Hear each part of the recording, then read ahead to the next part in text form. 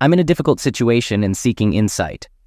My wife, 39 female, and I, 40 male, have been married for 17 years.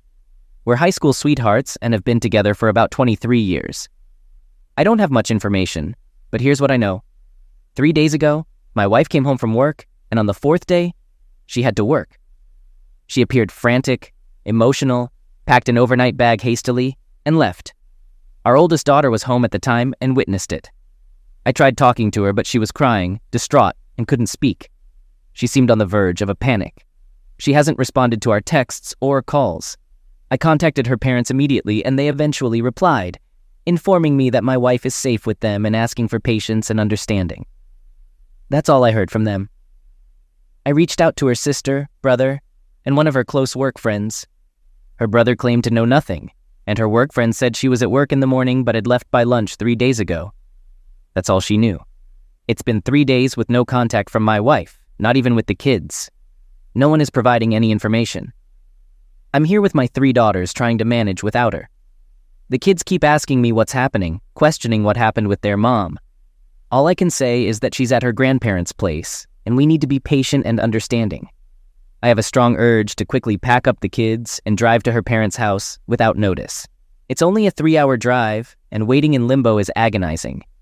The kids believe we had a major fight and are getting a divorce, but that's far from the truth. We rarely argue, and the kids are aware of this. I'm uncertain about what's happening, but I'm looking for some logical perspective because my current emotional state has me going in circles while trying to manage everything without her. If something unfortunate occurred, wouldn't a spouse's family be the first to know? Maybe some past trauma resurfaced, but if it were me, I'd turn to my wife for support. We're completely in the dark, and nothing makes sense. I don't know what to do, and I'm stuck here with my daughters. We're all clueless, and no one is sharing any information. I'm feeling worried, scared, angry, and a mix of emotions. Why would someone ghost their family like this? It was an affair. It was a long night last night, and I didn't sleep. My father-in-law didn't call me last night, so I eventually contacted the police, as many of you suggested. This caused a lot of issues that I won't go into, but my wife has been having an affair for at least 2 years, probably longer. Everyone was right. The other man had a heart attack on Tuesday and passed away that night for sure. My mother-in-law, and it seems like my sister-in-law, knew about it and covered for her. My wife still hasn't contacted me or the kids. I'm trying to keep this from them for now. Honestly, I have no idea what to do from here. That's all I know. This is almost the end for me. I'm not sure how to move on from this news, but that's it. If you pray, please pray for me and us. One, come up with something reasonable. Why would you ghost your family like this? It's been just over a week since my D-Day, and since that day, I've learned my wife's affair lasted over 4 years. I don't have an exact timeline yet, but it likely started emotionally and then became physical. I'm curious how the pandemic and lockdowns played into this too. Many questions remain unanswered. Anyway, my in-laws paid an unplanned visit to see their grandchildren yesterday. My wife, who has been staying at their house since this ordeal began, didn't spend much time with the girls, just about 15 minutes. Afterward, they asked to speak with me privately. It was a lengthy conversation, as you'd expect, and I won't go into all the details. In short, my wife wants to return home but is afraid of the consequences of her actions. Her parents probed to find out if I intended to divorce and tried to persuade me to forgive my wife and rebuild our marriage. They seemed ashamed and embarrassed, but also wanted my wife out of their house. The exchange was civil and respectful. I admit that I told them I wasn't sure about my future plans, although I fully intend to divorce. I believe that revealing my plans now would hinder me from getting the truth from my wife. I want her to face me and explain everything if possible.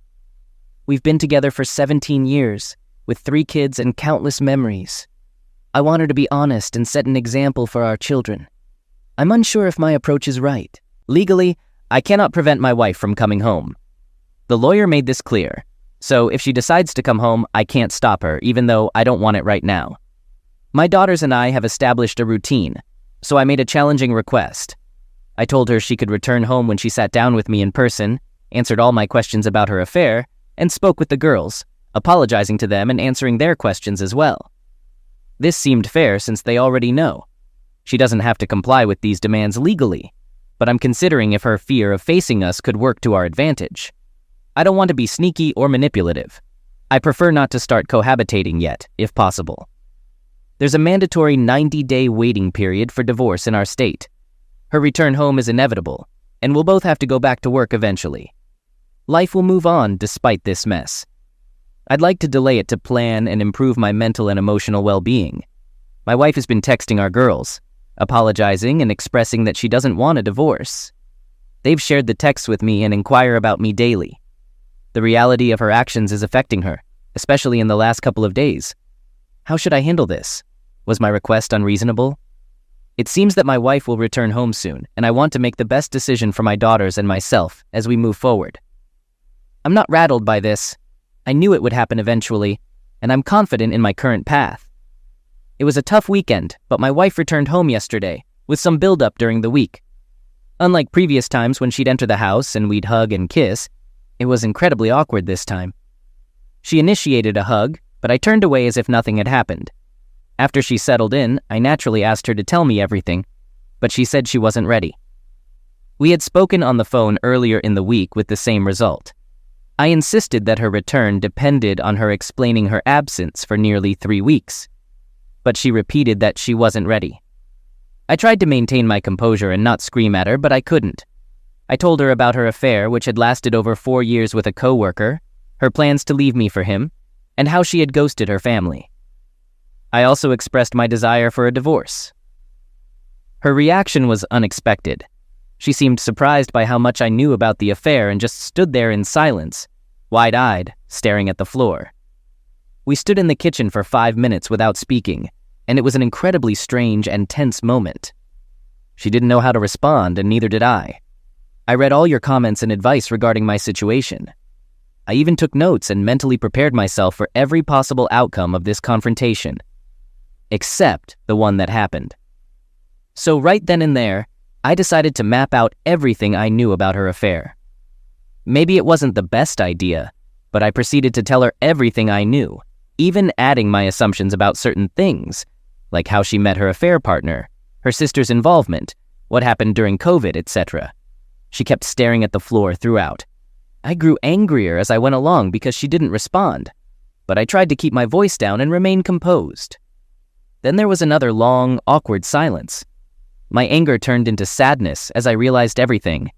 I softly asked her what I did to drive her away, whether she ever loved me, and if her affair partner was worth it. She didn't say anything, didn't move, just stood there with her head down. No tears, no apology, no yelling, no explanation. Just silence. This hurt more than D-Day did. I just stood there, unsure if I could move. But things got worse. Our daughters overheard the whole encounter.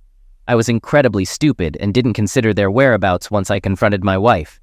Our oldest daughter came downstairs and lashed out. There was a lot of pent-up anger on her part. My wife quickly went upstairs and locked the bedroom door. That's where we are now. I heard my wife crying most of the night until I fell asleep. Only our youngest tried talking to her. The rest of us have avoided her. If I can muster the courage, I'm thinking of suggesting she stay with her sister until we finalize the divorce. But this is still her home. Cohabitating with her will be miserable for all of us. I was wrong about my wife, and you were all right. I was wrong about our years together, our memories, and the life-changing moments. I was convinced she would apologize and confess to everything from the last 4 years to relieve her guilt. But we're not worth it to her. Maybe we never were. What now? Today was uncomfortable at home. We tried to carry on like the past 2 weeks, but it's impossible. I just want to fast forward through all of this, past the divorce, past the awkward conversations, past the inevitable arguments, and past the drama of cohabitating with a wayward spouse. How did you manage that, especially with kids? I know this is just the beginning. I keep reading posts that promise it gets better, but I'm far from that point. There's not a moment when I don't want to scream or sob right now. I'm trying my hardest to keep a stable mind for the girls, but I don't know if I can do it for 3 more months. School will start before this is all over. I guess this is my life now. Thank you for caring so much. I don't know if the worst is behind or ahead of us, but I appreciate any advice to get through the next phase. I'm in a bad place and have been since my wayward wife came home after I found out about her affair. I've been pretending for my daughters, trying to say and think the right things, But tonight, I have to admit the truth. As many of you say, the emotions come in waves. But tonight, it hit me hard, and I lost my composure a bit. The divorce is filed, but my wayward wife hasn't hired a lawyer yet. I've been patient and delicate, hoping for an uncontested divorce that we mainly handle ourselves. But after tonight, I'm not so sure. We've been cohabitating during the week, and my wife goes to her sister's house on Fridays and returns on Sundays since her work is close, but her sister's an hour away. For the past couple of weeks, we've followed this routine with mostly avoidance. I've been trying to put my daughters first and meet their needs, but I got emotional tonight and didn't consider their whereabouts when confronting my wife. So our oldest daughter came downstairs and lashed out, and my wife quickly went upstairs and locked the bedroom door. That's where we are now. I heard my wife crying most of the night. Only our youngest tried talking to her, and the rest of us avoided her. It's for the best, right? Lately, I've heeded much of your advice, and I've worked hard to maintain self-discipline around my wife, even when it's tough. I've been short and indifferent when we briefly talk, but always polite and respectful. Until tonight. The last couple of Fridays, she left for her sister's before I got home from work, but tonight she was waiting in the kitchen. I tried to walk past, but she stopped me and asked if this is how I'm going to treat her just because she's not ready to talk about her affair. This is the first time she's mentioned it in almost a month. I tried to keep quiet and walk away, but our daughters weren't home and I lost control. I unleashed all my frustrations, pain, anger, and misery on her. I went on for a long time, raising my voice and getting emotional. I told her everything that's been tormenting me, everything I'd been holding back. I was so mad at myself afterward. I'd been doing well, but she got to me. I knew it would happen, I knew it. It's been building for a while and there's only so much I can vent. For the first time, my wayward wife actually broke down and started sobbing uncontrollably. Regrettably, this made me happy, seeing her hurt as I was. I wished I didn't care, but there was some satisfaction in finally seeing her break down. It seemed like there was someone in there with a bit of compassion. Surprisingly, she mumbled apologies repeatedly during my outburst. She was ugly crying, and all she said was, "I'm so sorry." But in the end, I left the kitchen before she could gather herself enough to say anything more. I asked her to leave me alone. So that happened. She hung around the kitchen for a while before leaving for her sister's house again. The girls got home about half an hour later and could tell something had happened. But I wasn't ready to discuss it. I don't think they need to know about this, do they? The two youngest are doing better, and I don't want to disrupt their progress. Telling my oldest would only add more fuel to her fire, which I don't want. I hate this so much. I should have kept it together and just ignored my wayward wife or walked past her. Now, thinking back, it feels like she was trying to start a conversation about her affair but didn't know how to, and it obviously didn't go well because I exploded. I've started to worry about her, though. I know some of you may criticize me for this, but I don't want her to come too. She's been isolated and alone with her thoughts, with nearly everyone turning their back on her. You can say she deserves it, and that's true, but she's still a human being and the mother of my kids. This is a setback for me, and I'm really disappointed in myself. Sorry for the long rant. I also talked to my brother and ranted to him. I'll try to start fresh on Monday. I'm only human. It felt good to vent on her, but now I'm feeling regret. Should I text my wife or leave it be? I'm a mess, but thanks for listening and offering the support I need to get through all of this. And thank you for all the advice. In the midst of the chaos, we've all started therapy, so that's something, but this is incredibly hard, just so hard. I appreciate those of you who reached out to me, and I'm aware that most of you were right. Things aren't great, and I haven't had the chance to get online at all. I thought about taking a break from the internet, but this week has been a step backward. It's just been awful. My wife hasn't left me alone all week, being overly nice and continually apologizing for her affair, sobbing and trying to talk to me. I've ignored her at times, but talked when I was in the mood. I finally snapped at her on Wednesday night, telling her to leave me alone. Then, last night, it happened. Just over a month since my soon-to-be ex-wife returned home after her affair came to light. As things have become this uncomfortable, cohabitating routine, she came into my room after the girls went to bed and asked to talk with me in private differently than how she'd been approaching me all week. I resisted at first, but eventually we went to the garage and sat in my car to avoid having the conversation in front of the kids. Again, it involved lengthy apologies, and she told me everything. According to her, we were out there for almost 3 hours. I'm not sure how much I should share. I was awake all night, listened to her sob for hours, and couldn't sleep. I cried too, got super angry at times, had to resist the urge to confront her, and it was a cycle of crying and anger. Forgive me if I take a day or so to respond to anyone, but I needed to get this off my chest before trying to sleep. It hasn't helped having my wayward wife constantly apologizing and begging for another chance all evening. Tonight, too, I had to leave for a few hours just to get away from her. It's just so painful to be around her. Anyway, she was introduced to her affair partner by her sister about 5 years ago, with no romantic intentions initially. He was a higher-up at a company she wanted to work for, and he gave her an in. So her desire to change jobs was not based on her affair. But once she did change jobs, obviously she had extra incentive. Once she got the job, the affair partner began flirting with her, starting with texting, then pictures, and more texting, leading to physical involvement just before COVID. She confessed to her sister and wanted to come clean to me then, but decided to bury it. Wife said she went no contact with her affair partner soon after, but he reached out to her as lockdowns were lifted, and she resumed talking to him until the physical affair resumed once businesses reopened. She claims to have ended the affair a couple of times out of guilt, but kept going back to him, so it never really ended. She included many details and had a 5-page handwritten timeline of her affair, which she read to me, answering questions along the way. She lied about many things like weekend trips with the girls, work-related travel, traffic jams, and other excuses, just as I suspected. The list of lies was extensive, and there were so many that I never questioned her. It's heartbreaking to hear all this. And even though her affection didn't wane during her affair, I feel worse now. Closeness did change, but not enough to raise red flags. She admitted to falling in love with her affair partner and wanting a life with him, as he promised her expensive things, vacations, and more. She started fantasizing about escaping her family responsibilities, and the thrill of being with him was too much to resist. She talked about how bored she had become with the routine of family life, and she was incredibly candid and emotional. I lost control of my emotions and started crying halfway through. It was painful to hear everything, as one would expect. After she finished her confession, she expressed her love for me and her willingness to do anything to salvage the marriage. Many of you anticipated this, but it all felt insincere to me, like it was rehearsed. I've been with this woman for more than half of my life, and I can tell when she's not being genuine.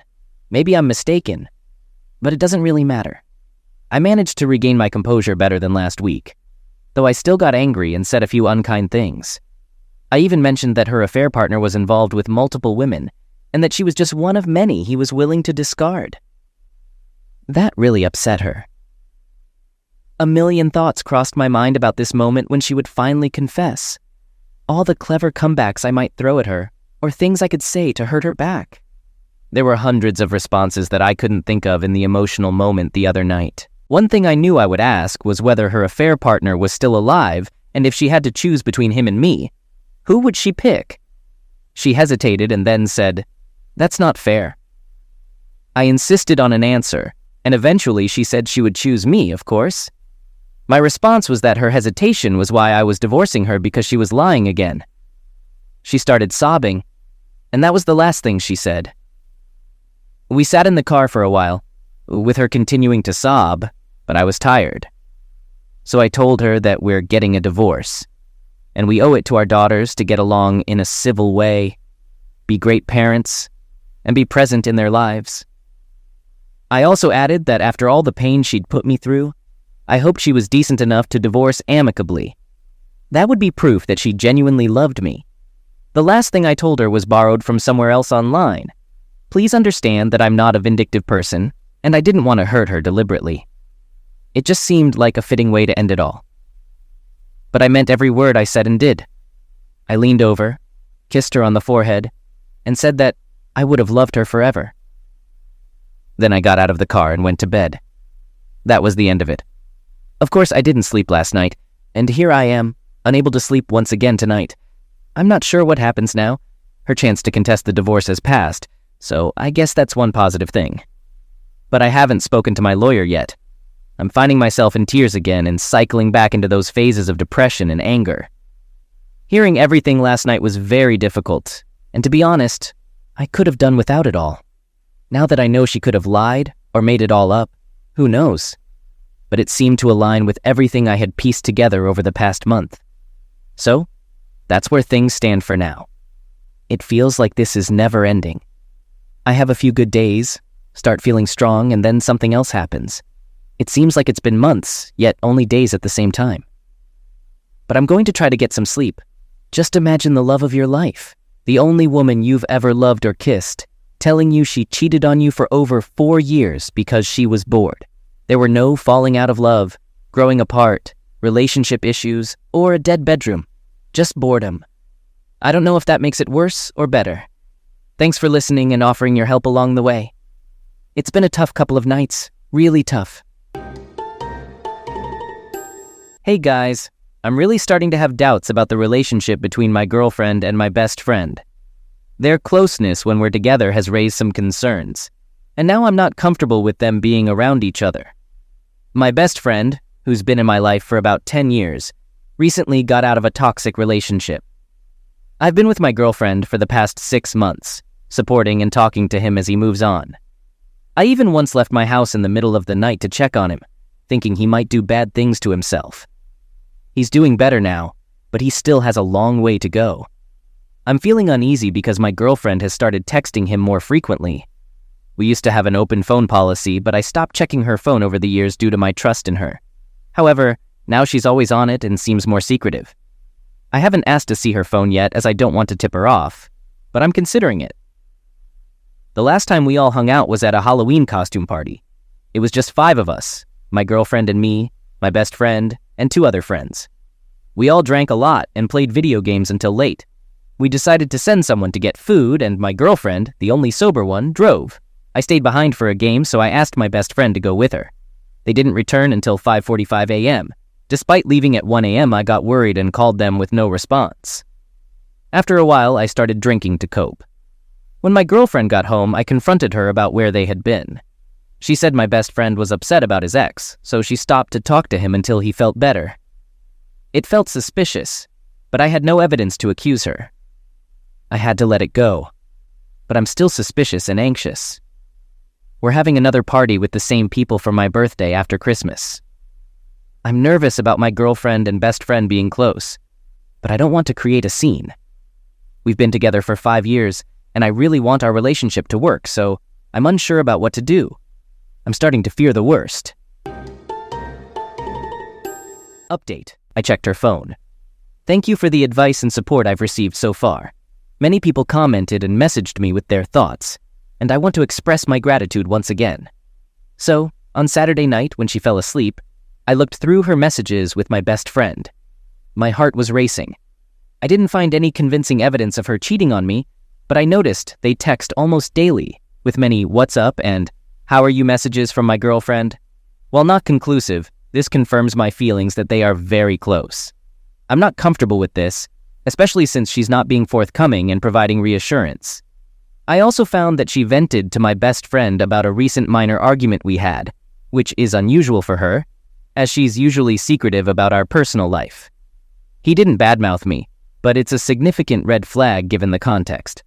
I also checked for other messaging apps like WhatsApp and Snapchat, but didn't find anything suspicious. I should mention that my partner is tech-savvy, so hiding evidence from me might not be difficult. I can't access her work phone as I don't know the passcode, and I feel paranoid. Everything seemed great between us, but now it feels like a nightmare. Am I wrong for being suspicious? Is she genuinely trying to be a good friend? Am I overreacting? I want our relationship to work, but I'm struggling to calm my mind. What's my plan? I don't want to tip them off by asking them directly. I'm concerned they'll become more secretive. It bothers me, but I want the truth and am willing to wait to be sure. I think my best course of action is to continue observing their behavior at the upcoming party. I'll stay relatively sober, as some of you suggested. Trusting my gut feels valid. Just because everything seems fine on the surface doesn't mean there's no emotional relationship between them. Just because he's my best friend doesn't mean my girlfriend should reach out to him and vent about our arguments. Lately, I've been going out more to keep my mind occupied. I've been hitting the gym and occasionally meeting coworkers for pickup sports. It's been great for my mental and physical health. The day before Christmas Eve, I decided to change my routine and come home a few hours earlier than usual after my gym session. When I entered the house, I found my girlfriend cooking in the kitchen with a recipe on her phone left unattended on the counter. I greeted her, and as I walked past her phone to grab a cup from the cupboard, a text message from my best friend lit up on her phone. Without her realizing, I picked up the phone, unlocked it, and saw what I had suspected. They were both sending explicit photos to each other, or at least that's what I saw, which led me to confront her immediately. I asked her, "What the heck is going on?" She looked at me, and I could tell she understood my question. She quickly went into damage control mode, trying to convince me it was a foolish mistake and that she got carried away because of the attention. This was my best friend. I inquired about how long this had been happening, and she replied, "Recently, about a month or so, but maybe longer." She tearfully apologized repeatedly. I pressed her for details about what had occurred on the night of the Halloween party, as I no longer trusted her words. She admitted that something did happen that night, with tears streaming down her face and a look of nausea. After a lengthy pause, she confessed that he had asked for a closeness favor. Initially, she said no, but eventually gave in. She kept insisting it didn't mean anything, and she did it to make him feel better. I was furious and asked her why they didn't just go all the way if it didn't mean anything. She claimed she would never do that and begged me to believe her. It was hard to trust her after she had admitted to cheating on me. I yelled at her that I didn't believe her and declared that I was ending the relationship. She sobbed uncontrollably and clung to my arm, which I pulled away from before instructing her to leave my place. It was a struggle to get her out the door, but she eventually left. I've been bombarded with texts and phone calls from her, pleading for a second chance. Despite the advice I received, it's incredibly difficult to prepare for a betrayal like this, especially from a partner you deeply care about. Not to mention, I didn't mention it earlier, but my best friend is also my cousin. It's your best friend too. I still love her, but I can't forgive such a massive betrayal. All I can think about is that 5 years have gone to waste, and I feel helpless and broken. To make matters worse, this all happened right before Christmas Eve, which is when we usually celebrate with her family. I decided to stay home and play video games all day. I appreciate the support and advice I've received, as it has been very helpful. Now, I'm focused on picking up the pieces. This is the worst-case scenario, but I believe I'm strong enough to overcome it. I wouldn't put too much stock in her story about the closeness favor. I mean, does it really only take a guy to ask for one and she agrees right away? It wouldn't have taken 5 hours. Plus, that was Halloween. What have they been up to for the last 2 months? And do you really think that was the first time? Well, I guess it really doesn't matter now that it's over.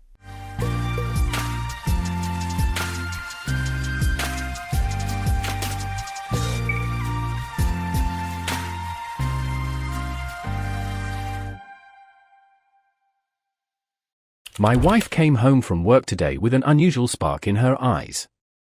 She looked like a kid who just got the toy they had always wanted, and I could already tell she had something planned. Without hesitation, she showed me 2 tickets and said her friend had gifted them to her.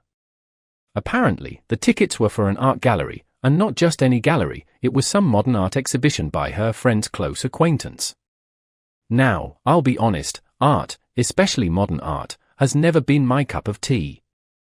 The whole banana taped to a wall for $100,000 type of thing just makes me shake my head. But this was important to my wife, and more importantly, it was free, and it's hard to turn down a gift, especially one that makes her this excited. After a brief pause, I figured it wouldn't hurt to give it a shot. At the very least, it would be a change of pace from my usual routine, and I could stretch my legs while spending some quality time with her. So, I said, "All right. Let's do it." But there was still something nagging at me. Who exactly was behind this exhibition? What kind of art would we be looking at? If it was something more sophisticated, I could probably tolerate it, but if it was just a bunch of splashes of paint on a canvas, I wasn't sure I'd be able to take it seriously. I asked her to give her friend a call and get a bit more information so that I could prepare myself mentally. She did just that. I watched her chat with her friend, and it sounded like they were both pretty enthusiastic about the event. My wife looked at me, her face still glowing with excitement, and said that the exhibition would showcase work from a number of emerging artists. There would be a mix of different types of art, something for everyone, apparently. I could hear her friend on the other end saying that it would be an unforgettable experience. Well, if it was that good, maybe it wouldn't be such a waste of time. Besides, it's not every day that we go out to galleries, and I figured it wouldn't hurt to indulge her this once. As I stood there listening, I couldn't help but think about the whole concept of modern art. I knew it wasn't fair to dismiss it entirely, different strokes for different folks, as they say. But I was still skeptical. I mean, how can anyone call a single-colored canvas art? Yet, I wasn't about to say anything negative to my wife, not when she was this happy about the outing. It was clear that this was something she genuinely wanted to do, and if it made her happy, then I would go along with it. Sometimes it's not about understanding or even enjoying the experience yourself, it's about making sure the person you care about has the time of their life. Eventually, my skepticism started to fade. I figured that even if I didn't enjoy the art, I could at least enjoy the evening out with her. We'd have the chance to dress up, go somewhere new, and spend time together. We hadn't done that in a while, with our busy schedules and all. And I knew that it meant a lot to her that I was willing to step out of my comfort zone for once. She always made an effort to do things that I liked, even if they weren't her favorite. The least I could do was reciprocate. Plus, the idea of being able to analyze some weird pieces and have a laugh or two about them was starting to sound like fun. After getting all the details from her friend, my wife finally hung up the phone. She looked at me expectantly, her eyes still shining with excitement. I nodded and said, "All right, let's make it happen." She immediately grinned, and we started talking about our plans for tomorrow evening. I asked if we needed to dress up or if it was more of a casual affair, and she shrugged, saying it was somewhere in between. We decided we'd figure that part out tomorrow. For now, we were set. We'd head out together, see some art, and maybe even have a nice dinner afterward. It was settled, tomorrow evening, we'd be at the gallery, exploring whatever surprises modern art had in store for us. We arrived at the gallery the next evening, and to my surprise, it was packed. Despite it being an exhibition for emerging artists, there were people everywhere, couples, groups of friends, older folks, even a few kids tugging at their parents' hands. It was definitely more crowded than I had anticipated, and I found myself feeling a bit overwhelmed by the noise and the movement. But I kept my focus on my wife, who seemed genuinely thrilled to be there. We started walking through the different rooms, taking in all the art. As expected, the pieces on display weren't exactly my taste. A few of them looked like something a child could have drawn, and some were downright nonsensical, random colors splashed across a canvas without any rhyme or reason. But I kept my thoughts to myself, giving her the chance to enjoy the experience as much as possible. As we continued to make our way through the gallery, my wife's friend, who had given us the tickets, suddenly lit up like a Christmas tree. She let out an excited squeal and darted across the room, calling out to someone. My wife and I exchanged a quick glance before following her. Turns out, she was running over to greet a woman who turned out to be the owner of this gallery. I shook hands with her and offered a polite smile. She was dressed in a sharp, black business dress that made her look like she had just stepped off a fashion runway. Standing beside her was her husband, who was, well, an interesting sight. He wore a beanie, a hoodie, and crop pants, a look that screamed artist, but definitely contrasted with his wife's polished appearance.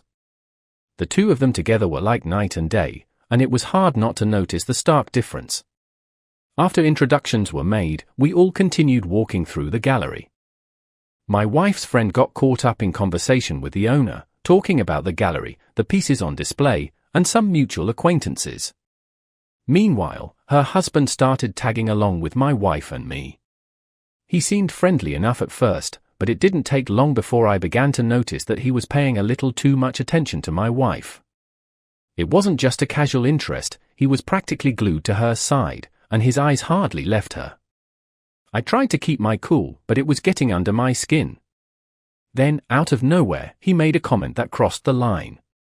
He said something about my wife having an amazing face and figure and mentioned that he wanted to paint her naked. I stopped in my tracks and gave him a hard look, telling him to watch his mouth. He laughed it off, saying it was just a joke, but I wasn't amused.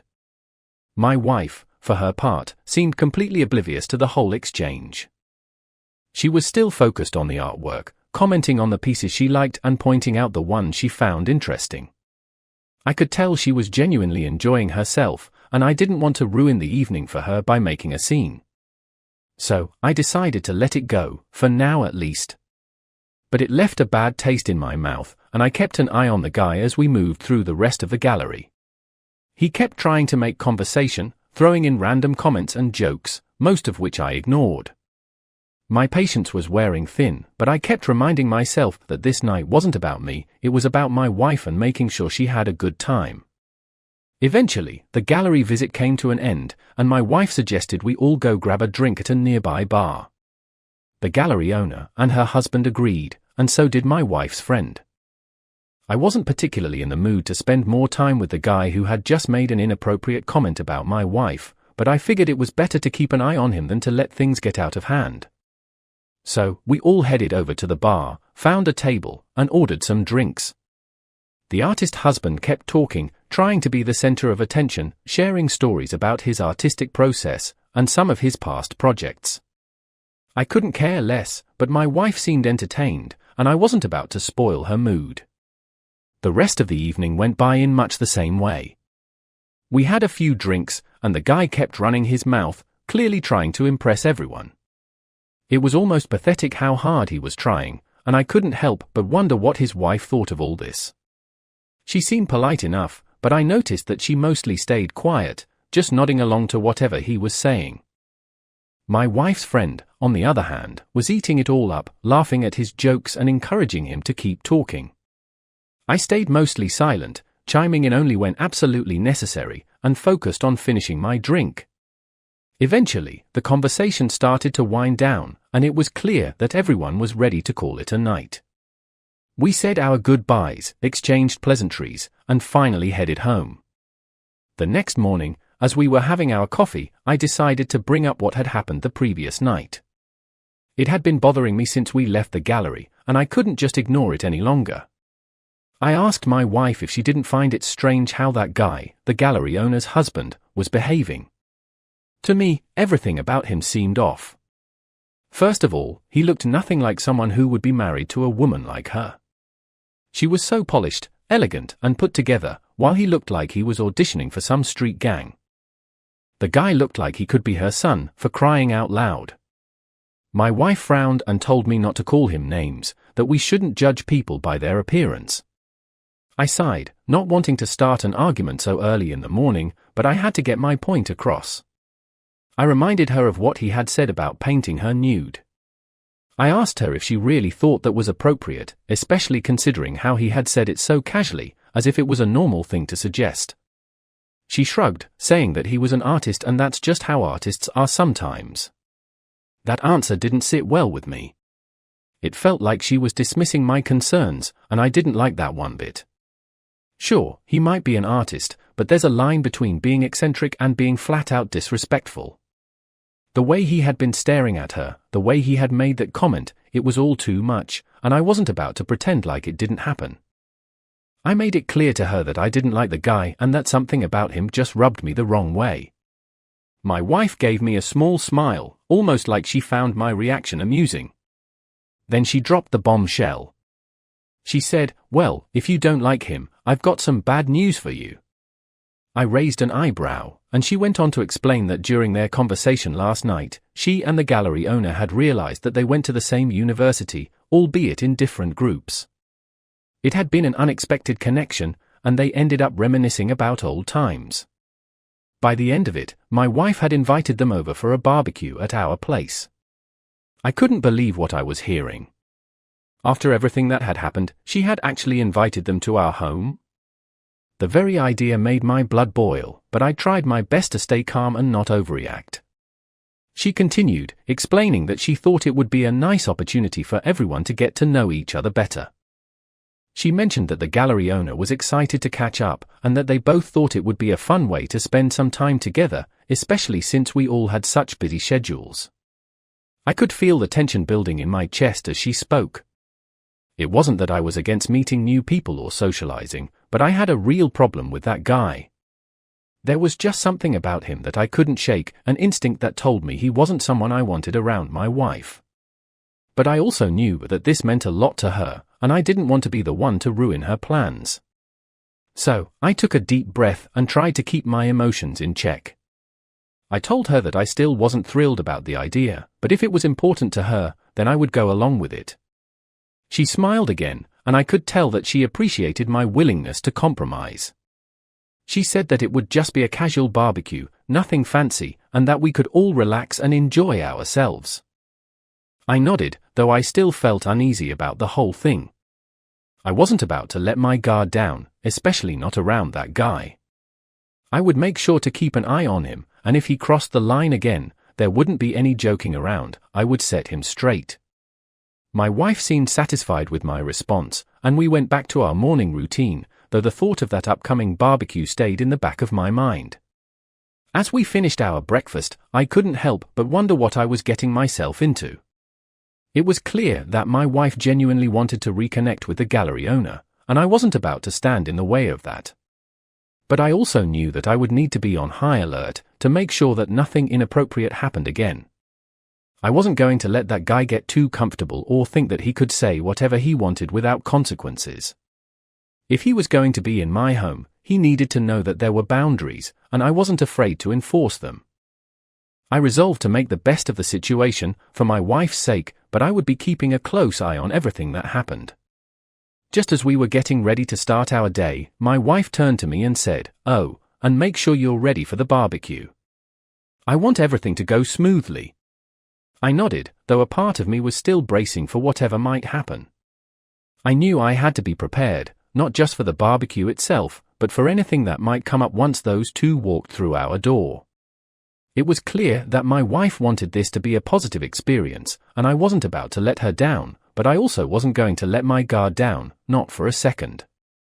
She smiled at me, and with that, we both went on with our day, knowing that soon enough, we'd be hosting a barbecue that was bound to be anything but ordinary. When it came time to prepare for the barbecue, I made sure that everything was going to be top-notch. I wanted to make the best possible impression, not only for my wife's sake but also to show that guy that this was my home, and I wasn't someone to be taken lightly. I went out and bought the best cuts of meat I could find, along with all the fixings. My father even came over to help with the preparations.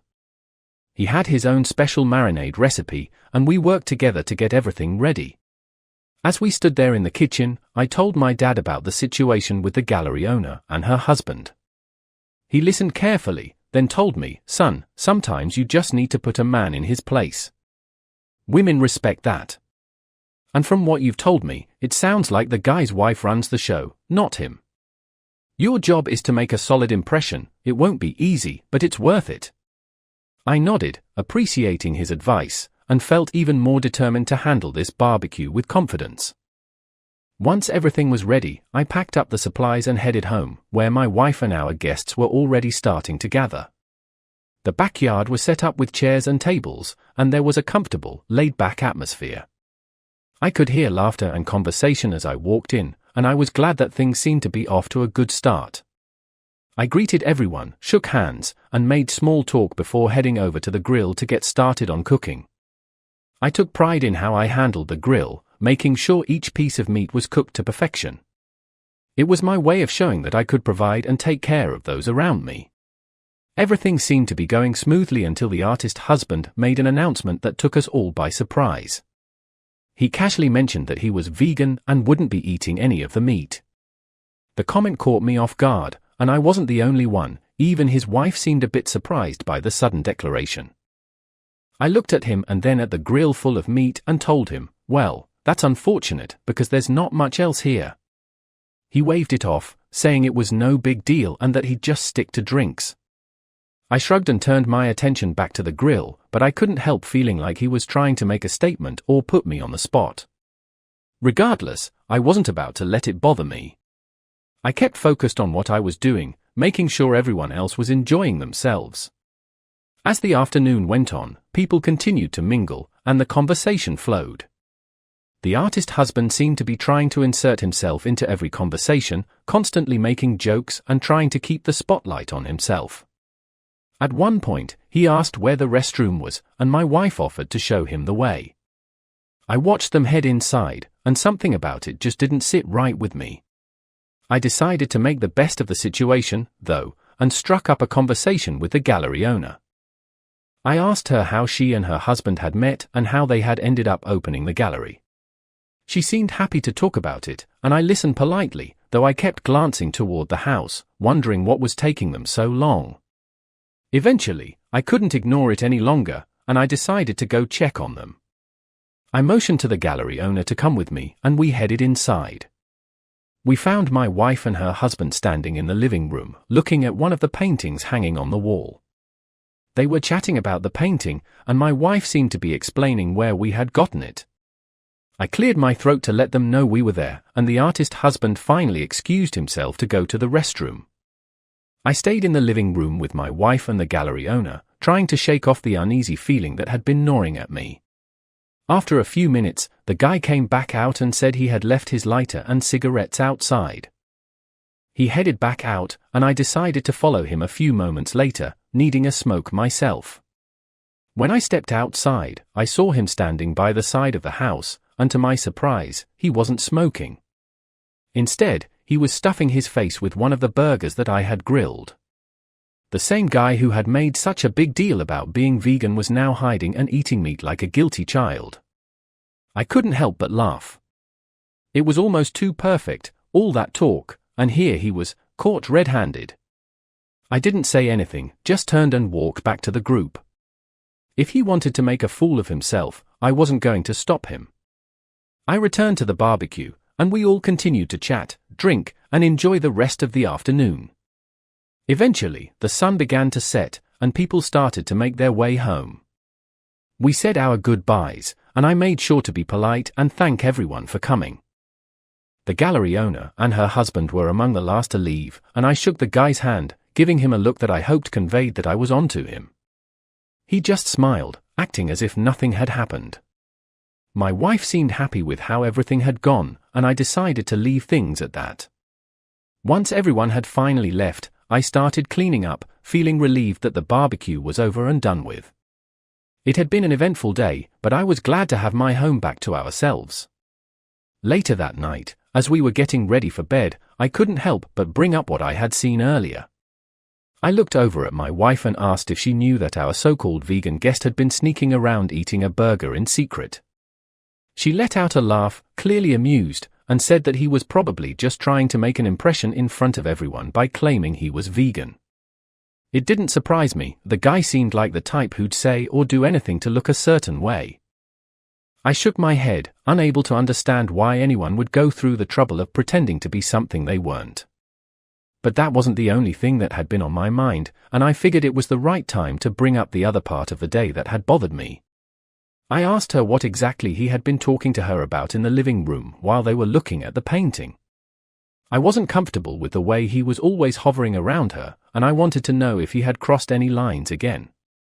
My wife shrugged and told me that he had once again brought up the idea of painting her. Apparently, he was desperate for models, and according to him, his wife was too jealous to let him work with other women. That sounded about right. The guy was always looking for an excuse to get closer to my wife, and it was starting to get on my nerves. She mentioned that he had even gone on to talk about his studio, which he had set up in the attic of their house, and how his wife had paid for everything. It all seemed a bit pathetic to me, but I kept my thoughts to myself for the moment. I did, however, voice one thing that had been nagging at me. I asked her what she thought about his wife paying for everything, and whether she thought that was normal. I made it clear that if it were me, I wouldn't have put up with that kind of arrangement.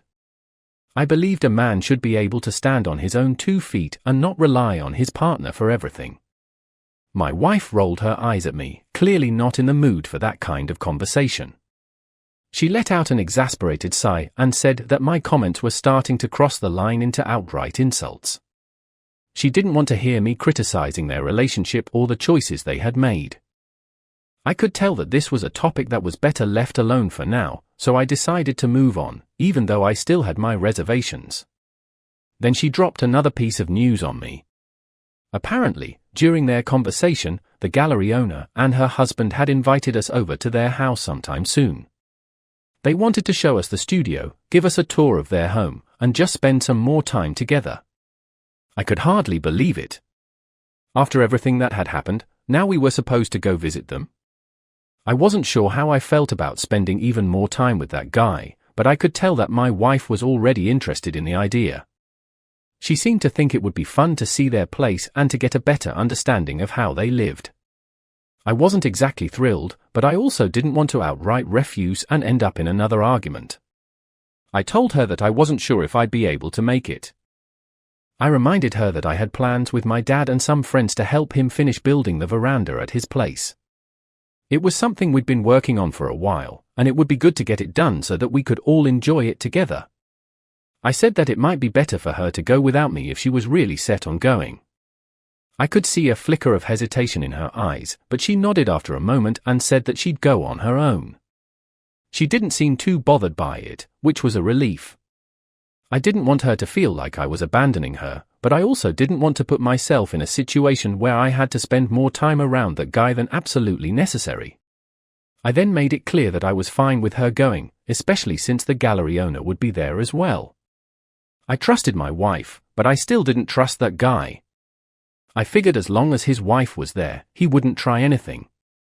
My wife seemed satisfied with that, and she gave me a smile, saying that it would be fine and that it might even be a fun experience.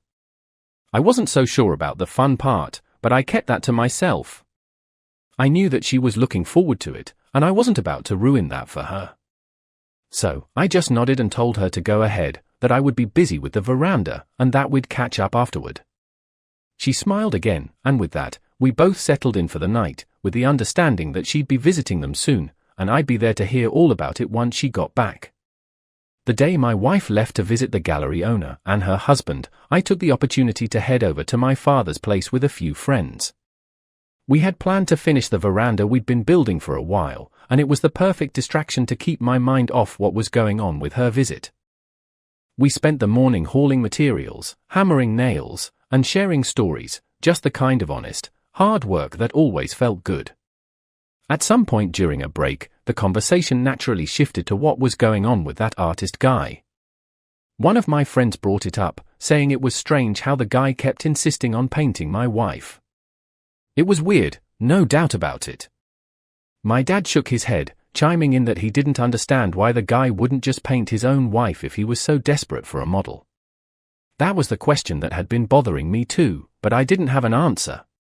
I told them that I didn't know what his deal was, but one thing was certain: if he crossed any lines, I wouldn't hesitate to deal with him. I wasn't interested in playing games or being polite if it came to protecting my wife and my home. My dad nodded in agreement, and so did my friends. We all knew the type of guy he was, someone who thought he could do whatever he wanted just because he called himself an artist. I wasn't going to let that slide if it got out of hand. After we finished the veranda, we sat back and admired our work. It was a solid job, and it felt good to get something done with my own two hands. But even as we sat there, I couldn't completely shake the thoughts of what might be happening at that guy's house. By the time I got home, it was already late afternoon. My wife was there waiting for me, and she looked excited to share everything about her visit. She started talking right away, telling me about their house, how impressive it was, and how amazing the studio was that he had set up in the attic. She seemed genuinely enthusiastic about everything she had seen, and for a moment, I tried to just listen and let her enjoy sharing her experience. But then she mentioned that the guy had once again brought up painting her. Apparently, he hadn't let it go and was still pushing the idea, saying how much he needed models and how it would be perfect.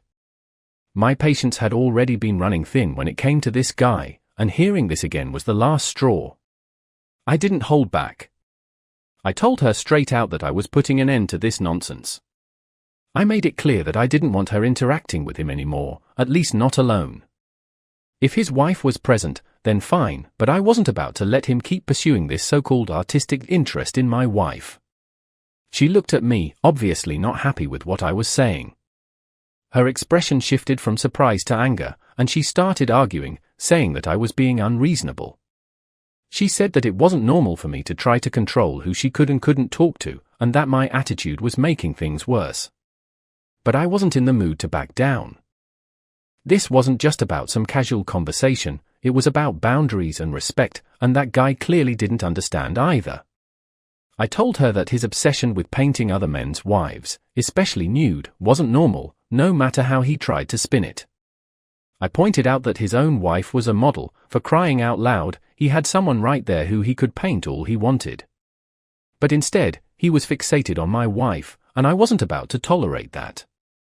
My wife looked frustrated, accusing me of being controlling and saying that I was playing the same old tune of being an abuser just because I was standing my ground.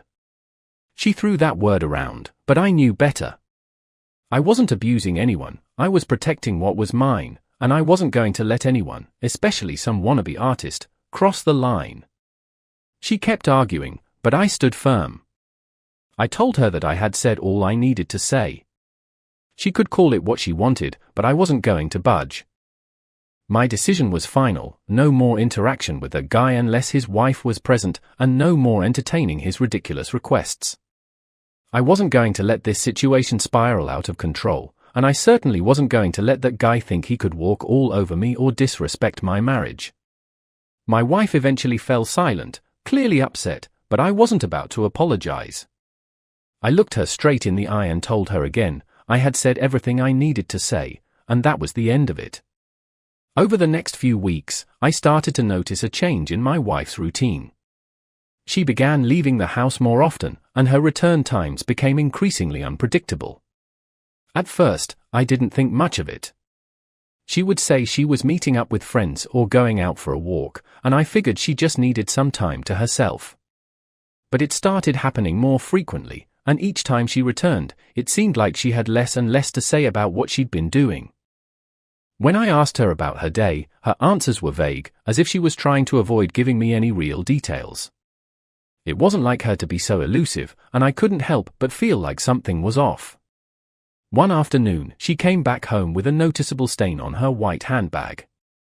It was a splotch of paint, bright enough that it caught my eye immediately. I asked her what had happened, and she casually brushed it off, saying she had brushed against a freshly painted fence while she was out. She made it sound like it was no big deal, but something about her tone didn't sit right with me. It felt like she was trying too hard to make it seem like nothing out of the ordinary had happened. My gut told me there was more to the story, but I decided not to press her right away. Instead, I made a mental note to keep an even closer eye on what was going on. As the days went by, my suspicions only grew. The excuses she gave for her absences became even more flimsy, meeting up with a friend, running errands, going for a drive. It all sounded innocent enough, but there was something in the way she said it that made me doubt her. I couldn't shake the feeling that she wasn't being honest with me, and my thoughts kept drifting back to that artist. I wondered if she was seeing him behind my back, despite everything I had told her. The idea of it made my blood boil, and I knew I couldn't just sit back and ignore it. I confronted her one evening, telling her straight out that if I found out she was sneaking around with that guy, there would be serious consequences. I wasn't about to let anyone make a fool out of me. She rolled her eyes at me, clearly annoyed by my accusations. She called me an idiot and told me that I was being paranoid.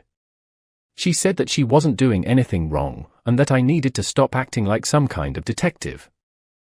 I could feel the anger building inside me, but I tried to stay calm. I told her that I had every right to be concerned, given everything that had happened with that guy. I reminded her of how he had been pushing to paint her, and how he had been acting ever since we met him. She brushed it all off, saying that he was just an artist and that I was blowing everything out of proportion. But I wasn't convinced. I knew there was more going on, and I wasn't going to let it slide until I got to the bottom of it. Then, almost as if to justify her behavior, she brought up the fact that he had offered her money to pose for a portrait. She said that he had been willing to pay her around $1,000, and she made it sound like it was a missed opportunity.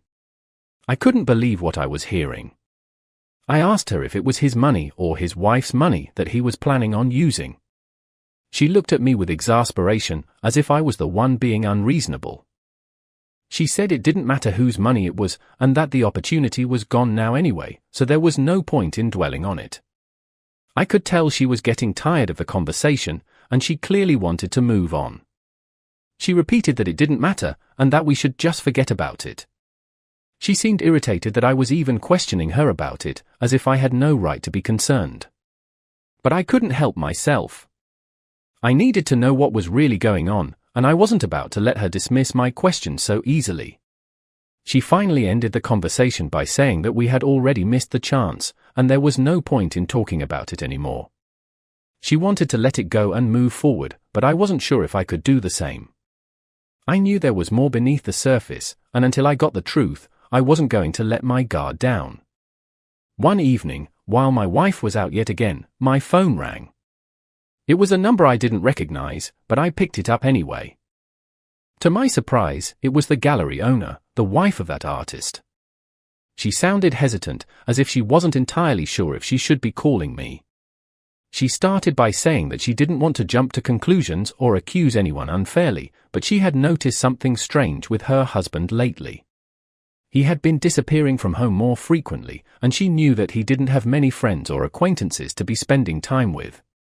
There was a tension in her voice, and I could tell she was genuinely concerned. She asked me, almost hesitantly, if I knew where my wife was. I felt my stomach drop. I told her that my wife had also been leaving the house a lot recently, and I had no real idea of where she was going or what she was doing. There was a moment of silence on the other end of the line, followed by a heavy sigh. The gallery owner then suggested something that caught me off guard. She said that, strange as it might sound, we should work together to find out what was really going on with our partners. She proposed that I keep an eye on my wife, and she would do the same for her husband, and we could share what we found out. I could hear the nervousness in her voice as she spoke, and I could tell that this was not an easy thing for her to suggest. She admitted that it felt strange to be asking for my help, but she was desperate to understand what her husband was up to. And, to be honest, I felt the same way. Something wasn't adding up, and it seemed like the only way to get to the bottom of it was by working together. I paused for a moment, then asked her why she was even bothering with a husband like that if she had so many doubts about him. Her voice grew quiet, and she said that was a conversation for another time. She hinted that there were things in her marriage that were complicated, and maybe one day she would tell me more, but for now, she just wanted to focus on figuring out what was going on. I could hear the vulnerability in her voice, and it was clear that she was struggling. I wasn't sure what to make of it, but I agreed to her plan. We both wanted answers, and if this was the only way to get them, then so be it. We decided that we would keep an eye on our respective spouses and touch base in a few days to compare notes. After I hung up, I sat there for a while, trying to process everything. The idea that my wife might be sneaking around with that guy was like a punch to the gut, but at the same time, it wasn't entirely unexpected. There had been too many red flags lately, too many unanswered questions, too many suspicious details. I needed to know the truth, and if working with his wife was what it took, then I was willing to do it. I decided to start by checking my wife's laptop. It wasn't something I wanted to do, but I felt like I didn't have a choice. I opened it up and started looking through her files and browser history, hoping to find something that would either confirm or ease my suspicions. But there was nothing. No messages, no emails, nothing that gave me any clue as to what she was doing. Later that night, when my wife finally came home, I waited for her to fall asleep before I tried again. This time, I went through her phone. I scrolled through her messages, her call log, even her social media apps, but once again, I came up empty-handed. There wasn't even a contact for the artist in her phone.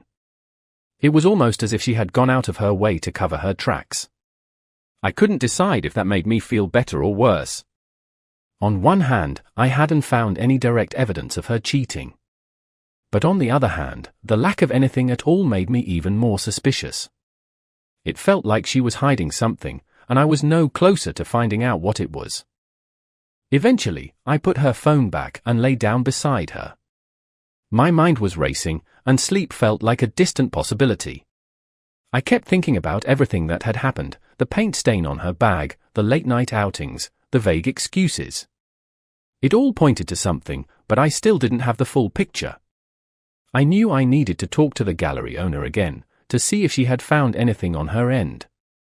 Maybe between the two of us, we could piece it all together. But that would have to wait until morning. For now, I just lay there, staring at the ceiling, trying to calm my thoughts enough to get some rest. I knew that tomorrow was going to be another long day, and I needed to be ready for whatever came next. The next morning, I called the gallery owner, my mind still buzzing from everything that had happened the night before. As soon as she picked up, I could hear that she was crying. Her voice was shaky, and I asked her what was going on, hoping it wasn't as bad as I feared. She took a deep breath before telling me that she had found something disturbing. She explained that she had discovered a portrait of my wife, nude, hidden in their studio.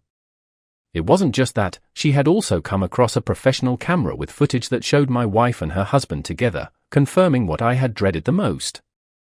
My stomach turned as I listened, the reality of the situation hitting me like a ton of bricks. She told me that she wasn't going to let this slide and asked if I could come over so that we could talk about what to do next. I agreed, and within an hour, I was at her place. She let me in, and we sat down in her living room, the air thick with tension and sadness. She started to open up about her relationship with her husband. She admitted that, initially, she had only married him because he was useful to her gallery. He was a talented artist, and having him on board gave her gallery credibility and brought in customers. But over time, she had grown attached to him. She confessed that, despite everything, she had fallen deeply in love with him, and now she felt utterly betrayed. Her tears were genuine, and I could see how much pain she was in. It was a strange feeling. On one hand, I was angry and hurt, but on the other, I couldn't help but feel a certain camaraderie with her. We were both victims of their betrayal. We sat there for a while, talking about our options. She made it clear that she wanted revenge, something that would make both of them pay for what they had done. I felt the same way. There was no way I was just going to let this slide without consequences. We brainstormed different ideas, and one of the first things she suggested was to ruin his career. She said she had connections with art critics and influencers, and she could easily spread negative reviews about his work. It sounded like a good plan, but I felt like it wasn't enough. Sure, ruining his career would hurt him, but it wouldn't be immediate or personal enough for my taste. I wanted something that would strike at the core of both of them, something they wouldn't be able to forget.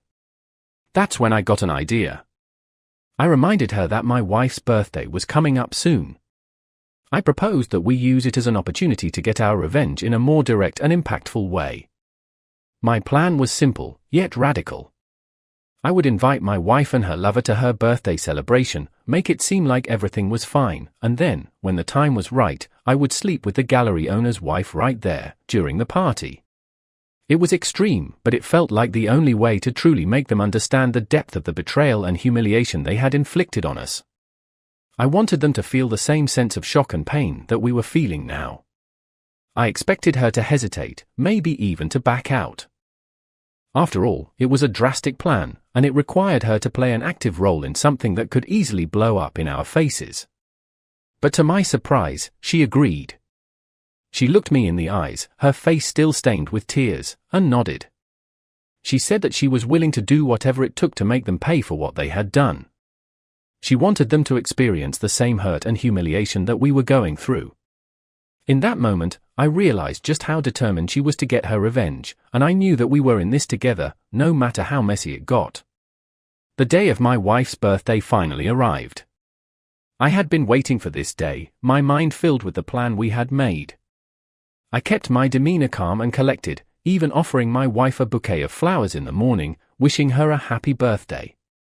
She smiled, seemingly unaware of what was to come.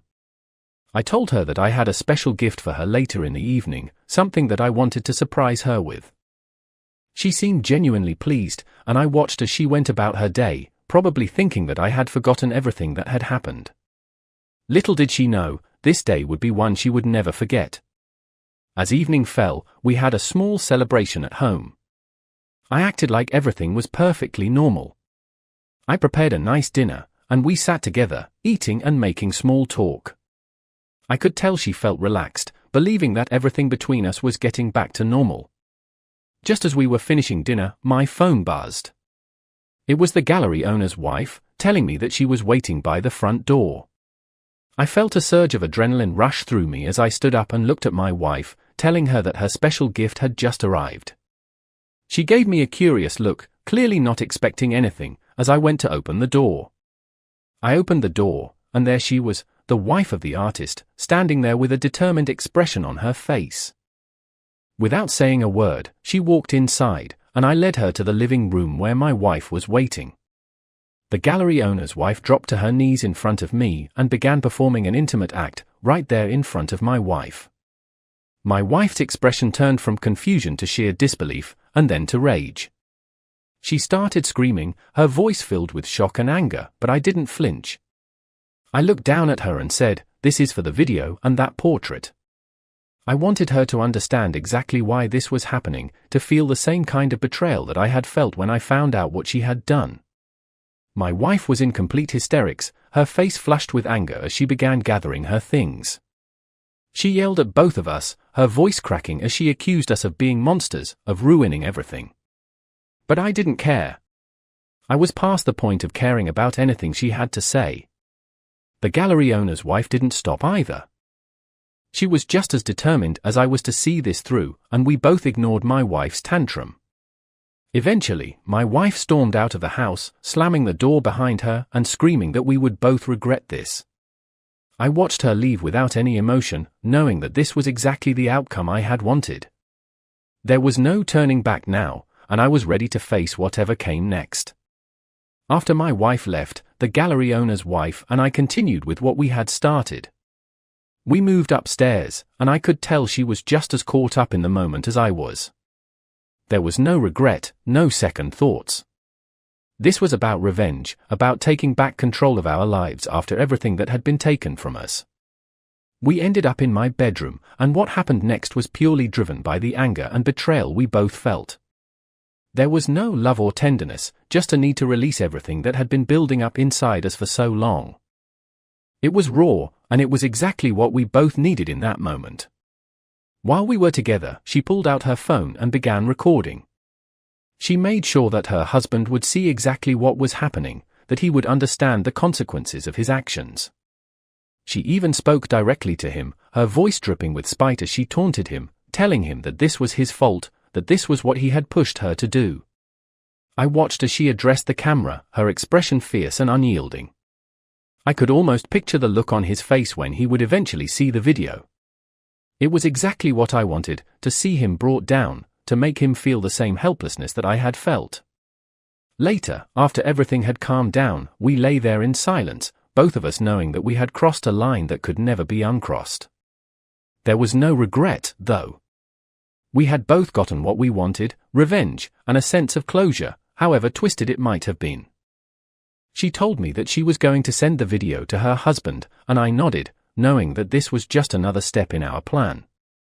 She did exactly that, recording a few more words to him before hitting send. The satisfaction on her face was undeniable, and I felt the same way. When he saw the video, I knew it would destroy him, and that was exactly what we both wanted. The gallery owner's wife had taken back control, and so had I. There was no going back, and we were both prepared to face the fallout. Later, she even stayed the night, and we ended up together again.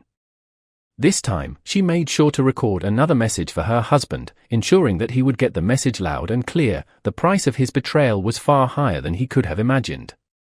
In the weeks that followed, I began the process of filing for divorce. There was no going back now, and I wanted to make sure everything was done properly. I worked closely with my attorney, preparing all the necessary documents and ensuring that every detail was accounted for. It wasn't easy, but it was a necessary step toward moving forward. The first part of our plan had gone off without a hitch, and now it was time to focus on the second part. The gallery owner's wife was instrumental in making this happen. She had a wide network of contacts, including several well-known art critics. It didn't take long before her connection started to work their magic, and the results were exactly what we had hoped for. The artist's work became the target of scathing reviews, and his reputation took a nosedive. One critic after another ripped into his latest exhibitions, calling his work derivative and uninspired. The buzz spread quickly, and soon enough, he was the laughingstock of the art community. The gallery owner's wife had pulled every string she could, and the impact was devastating. He lost his credibility, and the very people who had once praised his work now ridiculed it. He was no longer seen as an up-and-coming talent, but rather as a joke. It was almost unbelievable how quickly it all fell apart for him, but it was exactly what we wanted. Watching his career crumble was the revenge we had planned, and it felt like a victory. As the divorce proceedings moved forward, I kept my focus on what mattered most, cutting ties with my wife and leaving this mess behind me. Eventually, the divorce was finalized. It felt like a weight had been lifted off my shoulders, and I was finally free to move on with my life. Interestingly enough, I found myself growing closer to the gallery owner. The bond we had formed through our shared experience of betrayal had only strengthened over time, and eventually, we decided to take a chance on each other. It wasn't something I had expected, but it felt right. She understood me in a way that no one else could, and we both wanted to move forward together, leaving the past behind us. Meanwhile, my ex-wife tried to salvage her relationship with the artist, but it was clear that things weren't going well for them. She hadn't anticipated the full extent of the fallout from the criticism his work had received. His reputation was in tatters, and the art world had turned its back on him. He no longer had the connections or the respect that he had once enjoyed, and the financial stability he had relied on was gone too. The money he had been using to fund his lifestyle had always come from his wife, and now that his career was in ruins, there was nothing left to support him. The cracks in their relationship began to show, and it wasn't long before they started to drift apart. Eventually, my ex-wife and the artist ended things for good. It was almost poetic in a way. She had thrown everything away for him, and in the end, he couldn't give her what she wanted. She was left with nothing, while I had managed to move on and find something meaningful with someone who truly understood me. The gallery owner and I continued to see each other, and our relationship grew stronger with each passing day. We had both been through hell, but we had come out the other side with a sense of purpose and a determination to build something better for ourselves. It wasn't easy, but it was worth it. Looking back, I couldn't help but feel a sense of satisfaction. The plan we had put into motion had worked perfectly. The artist had been brought down, my ex-wife had faced the consequences of her actions, and I had found a way to move forward. It wasn't the life I had envisioned for myself, but it was a new beginning, and I was ready to embrace it. The gallery owner and I had both been broken by our pasts, but together we were stronger. We had taken control of our lives and created something new, something worth fighting for. And that was more than I could have hoped for when all of this had started.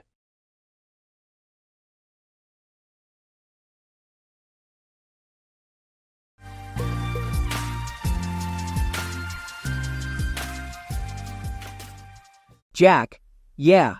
She thought she was being sneaky, but what she didn't know was that I had learned about all of this from a colleague of hers who was disgusted by what was happening. I made my plans and got ready. Fortunately, I had time to manage the anger and prepare for what was about to unfold.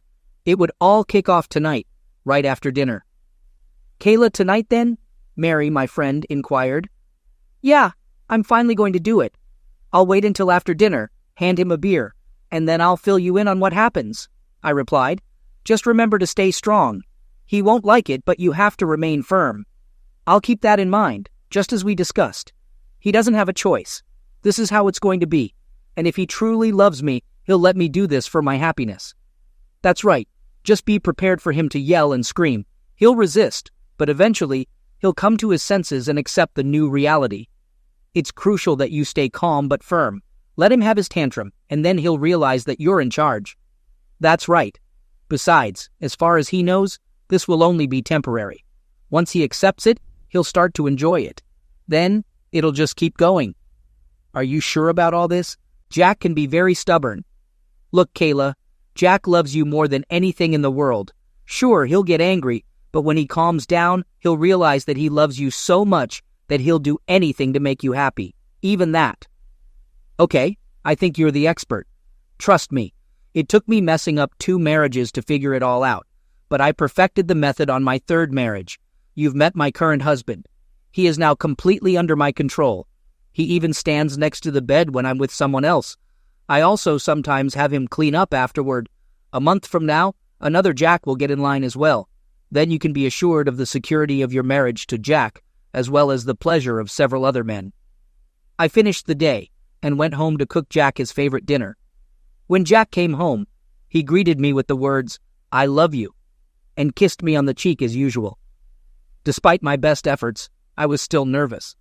This was going to be a significant step and change in our marriage, but it was all worth it. Mary had been telling me about her feminine marriage ministry for quite some time now. I have personally seen it work for her and her husband. He was really happy with how their marriage turned out. I'm sure Jack would love it too. The conversation over dinner was pleasant. We exchanged stories from the previous day and discussed some of the day's news. It was a laid-back dinner for us. After dinner, I insisted that he grab a beer and relax while I cleaned up. He resisted a bit, wanting to help, but I assured him it wasn't much and I could handle it. The leftovers were stored, the dishes went into the dishwasher, and it was time. I poured myself a glass of wine, mentally prepared, and headed into the living room for the conversation. "Jack, honey, we need to talk," I began. "Sure, honey. About what?" "Okay, Jack, I realize this might be difficult for you to accept right now, but it's something I really need to do. Please keep in mind that this is only temporary, okay?" "So, what do you need? If it's that crucial to your happiness, of course, I'll do what I can." So far, he had handled it well, not even bothered. That's good. We've discussed having kids, and I'm almost ready for that. But there are a couple of other things I need to do first. It should take a couple of months at most. Then we can start working on having kids. "That's great, baby. So what are those things you need to do?" "Here it is." I took a deep breath, preparing for the reaction. "Well, Jack, I need to explore a bit before settling down completely. It will be temporary, and then I can be the best wife and mother to our children you could dream of." "All right, my love, that sounds reasonable so far. But how are you planning to go about it?" "Wow, he's handling it well. I expected him to freak out. I'll be seeing other men for a while. We'll still make love regularly, but I'll also have lovemaking with other guys to clear my head. Remember, it's only lovemaking with them. You are the only one who has my love. I'll return to you in a couple of months, be your faithful wife again, and then we can start working on having the kids we've planned." "Well, Kayla, you don't seem to be asking for my permission, so I assume you've made up your mind. I'd like to go on record saying I'm not in favor of it. If you're asking for permission, I'm not giving it. However, you're a grown woman, so I won't stop you if you think it's necessary." Things were going better than I imagined. He didn't raise his voice, said it conversationally. Mary must be right. Jack will accept the new role I'm preparing him for. "So, Kayla, how will this work? Are you moving out or do you expect me to? Are you bringing them here or going to their place or a hotel?" "Oh, well, we're both going to keep living here. We're married, and as I said, we'll keep making love. The other guys will just be lovemaking. With you, it will be making love. I may go to them or bring them here. In those cases, you'll have to sleep in the spare bedroom. I don't see the need for a hotel room since we could just stay here. Again, I'm not in favor, but we shouldn't have lovemaking during this. I won't risk catching any STDs. Once you're done, we'll wait until you're tested and cleared. Have fun. Don't worry about me." "Well, Jack, can't say I'm not disappointed. I love you and enjoy our lovemaking. But I understand your concern. I'll just have to live with it." "That's great, honey. So when do you plan to start your little flings?" "Well, Mary and I decided to hit a club and meet a couple of guys from work tomorrow night. I'm not sure if it's going to happen, but I might bring one of them back for the night. Since you're not going to have lovemaking with me while I'm doing it anyway, maybe it would be best if you just move into a spare room for the next couple of months." "Okay, Kayla, don't worry about it. I'll take care of moving in by the time you get home tomorrow night," Jack said, before returning to reading the paper. I couldn't believe how mature he was about the whole thing. My heart soared. Sure, he weakly complained and refused lovemaking, but he was completely accepting of everything. He wasn't even the least bit angry. Mary was definitely right. In 2 months, Jack would be under my thumb. Besides, I knew this lack of lovemaking was only temporary. In a week or two, he'd be back in my bed. Then I would just use the vulvanal wrench to get him to fully embrace his new role as my submissive little hubby. Update. Hi Mary, it's Kayla. Hey girl, so how'd it go last night? Oh my god, you wouldn't believe how mature Jack was about everything. I expected him to go nuclear, but he didn't even raise his voice. He was just so calm and accepting of it all. Wow, that's great. I told you he'd comply. Do you think you'll be able to convince him to watch tonight? I doubt it. In fact, I don't think I'll even suggest it. He said he'd refuse to have lovemaking with me while I'm with someone else. I'm sure that won't last long. After a week or two of using his hands, knowing he has a beautiful woman by his side, he'll be right back. That could be a lot of fun. Since he refused to touch me, I just went ahead and made him move to the spare room. He's packing his things now. He promised me that he would completely move out of the owner's bedroom before I came home tonight. Ha, I love that you changed the name from master bedroom to owner's bedroom. I'm going to have to start doing that myself. Oh, definitely. Anyway, I should probably get ready. I'll meet you at the club. Okay, bye. Bye. Later that night, Jack had made pretty good progress on boxing up all the stuff from my bedroom. I wasn't sure why he really needed to pack when he could just carry armfuls of stuff down the hall, but he explained that it was better that way. It would be less walking, and he could go through everything and leave the things he really didn't need in boxes to get rid of. I guess that made some sense, but I was too busy getting ready to pay attention. He did say how seductive I looked in my underwear, garter belt, stockings, and 5-inch loafers. He said nothing when I wore the little red cocktail dress I got for our 5th anniversary last year. That was actually the only time I wore it, but I looked damn good in it. I informed Jack that I was going out and expected to return around 1 a.m. I mentioned that he didn't need to wait for me, as I might not be alone. After saying this, I picked up my clutch and prepared to leave. He assured me not to worry, mentioning that he would have moved out by the time I returned. As he made this promise, he closed the last box.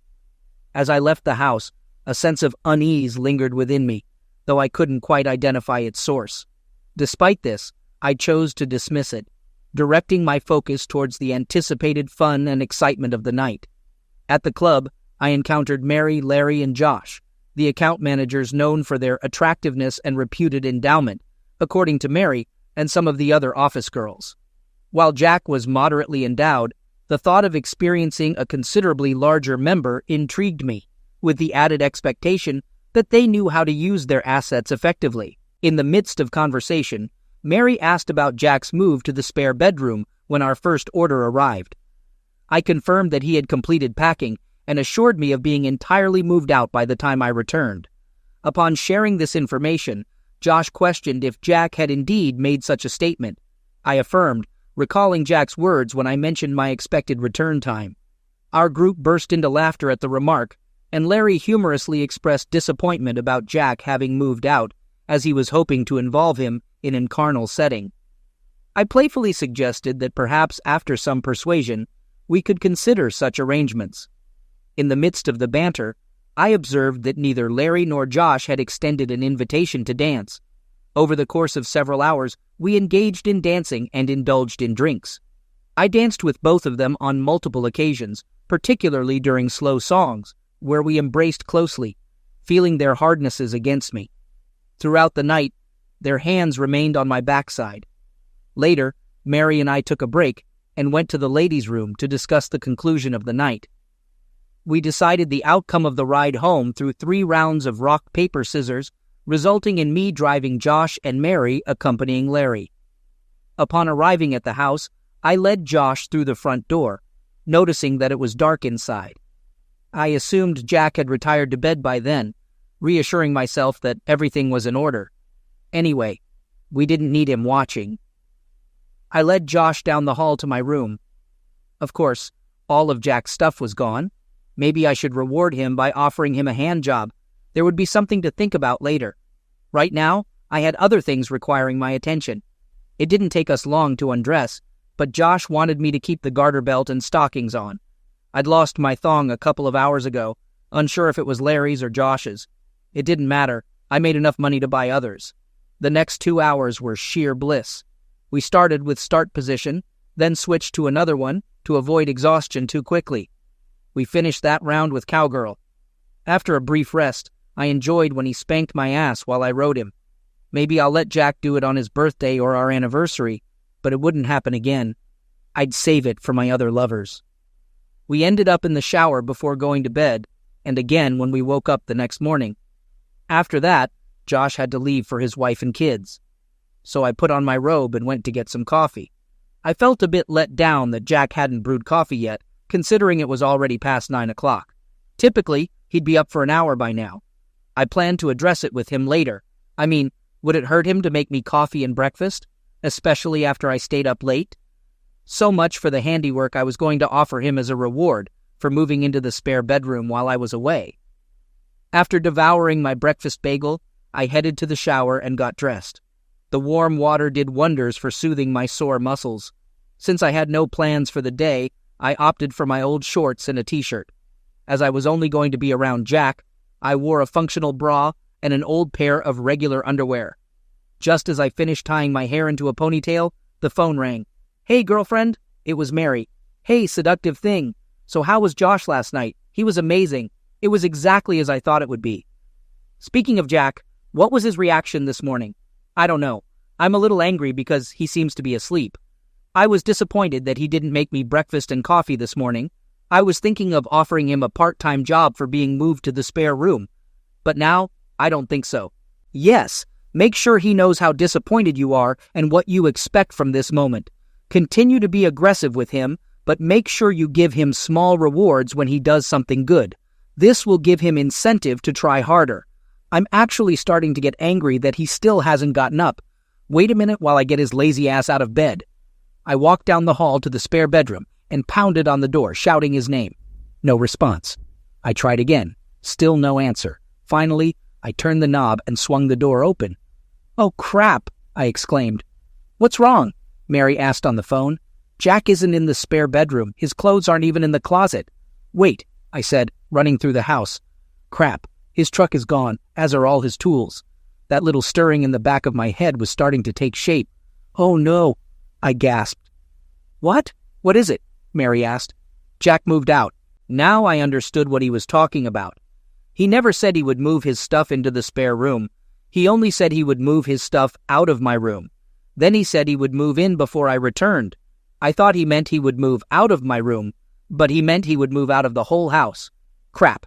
I need to call him and find out where he's gone. No, this is wrong. It sends him a message of weakness. You have to stay strong. Don't contact him. Let him contact you. Trust me, right now he's just having a little tantrum. In a couple of days, he'll come crawling back to you. This is actually a very good thing. Now you have a reason to punish him and make him beg to do something for you to let him come back. It speeds up the process. I bet you could even let Josh or Larry knock you up and make Jack raise the baby. Are you sure about that? I'm sure. Look what my husband does for me. Well, I have to admit, you've been right so far. Of course I am. Oh, and Larry wants to meet you in the supply closet at work for an hour on Monday. Can we really get away with that? Sure. At least half the girls are doing it. It's so bad I have to do it on a schedule. I'll email you the meeting time. Just put it down as an appointment somewhere else. Don't worry about it.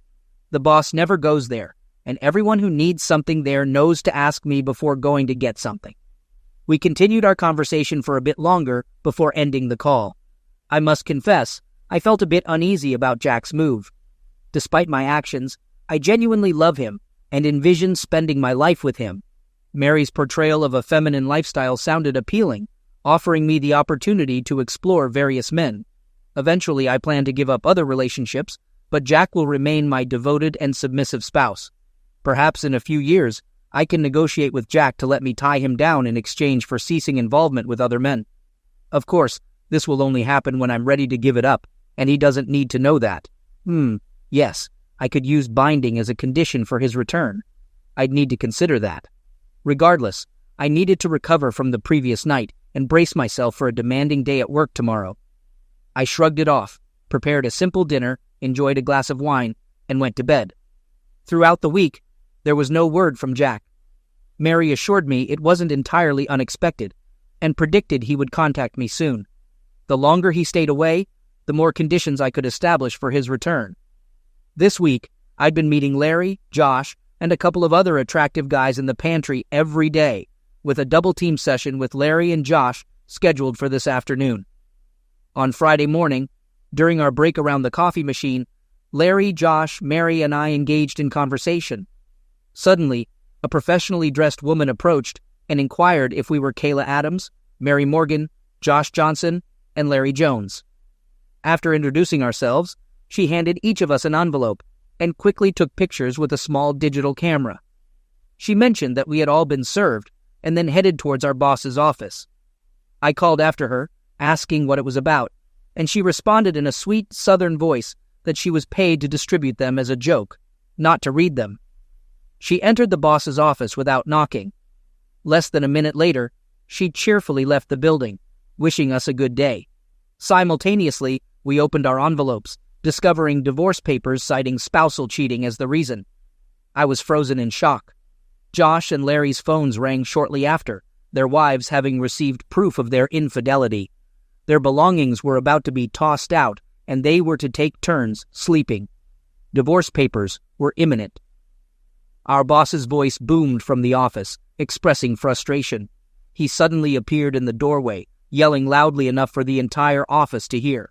He called for Adams, Morgan, Johnson, and Jones to come into his office immediately. A sense of foreboding settled over me as we walked past him with bowed heads and entered his office, the door slamming behind us. Once inside, he conveyed his discontent, emphasizing that the situation was beyond just bad. He demanded an explanation while waving a manila envelope, but none of us dared to speak.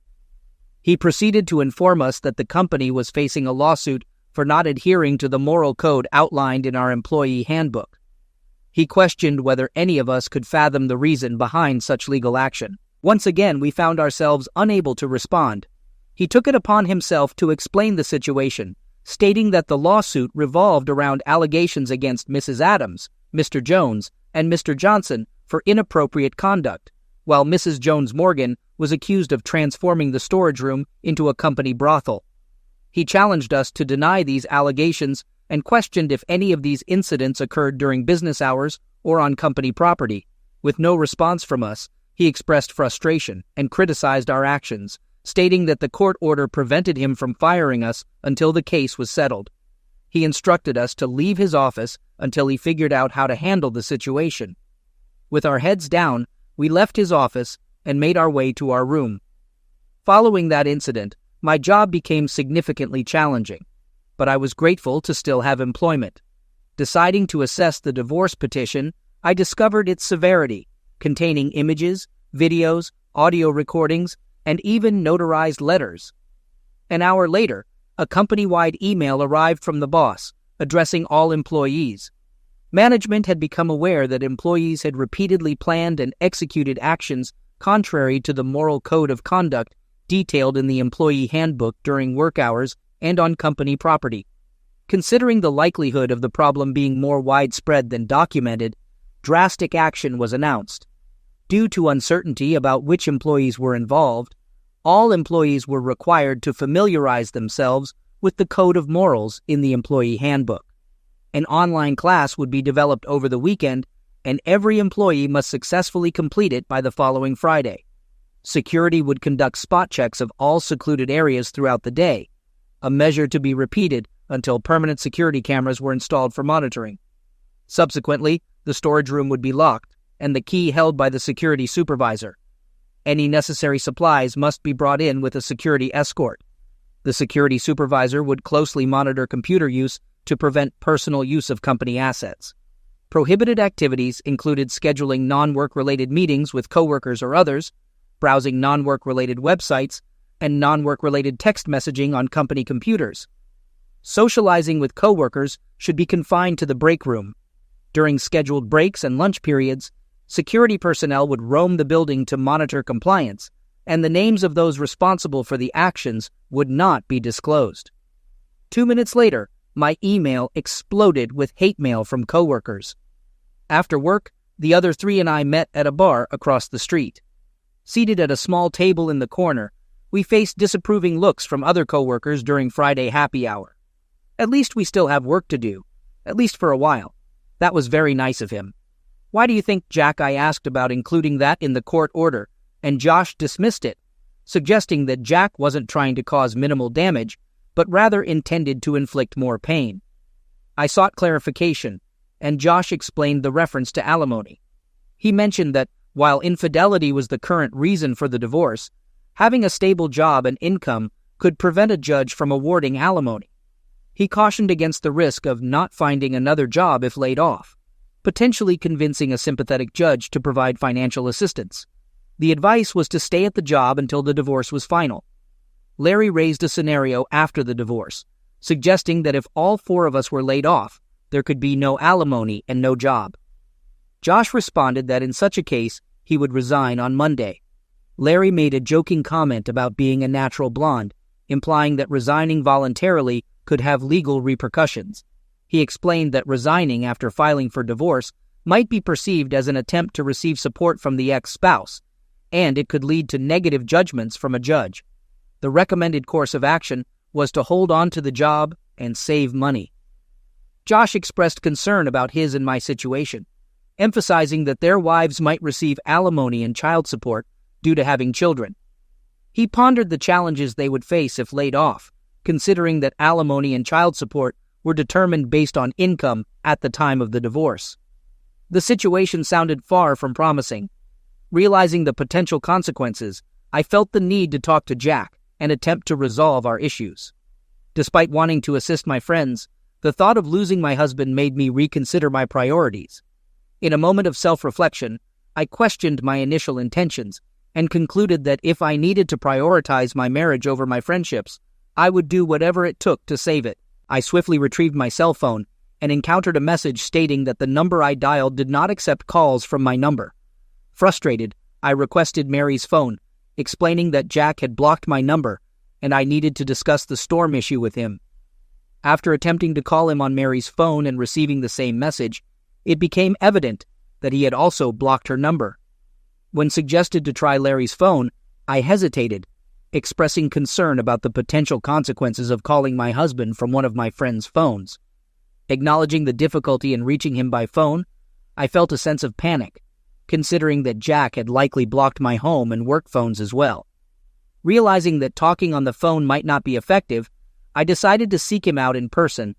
The urgency to find him and address the situation face-to-face took precedence over any concerns about societal expectations for women in marriage.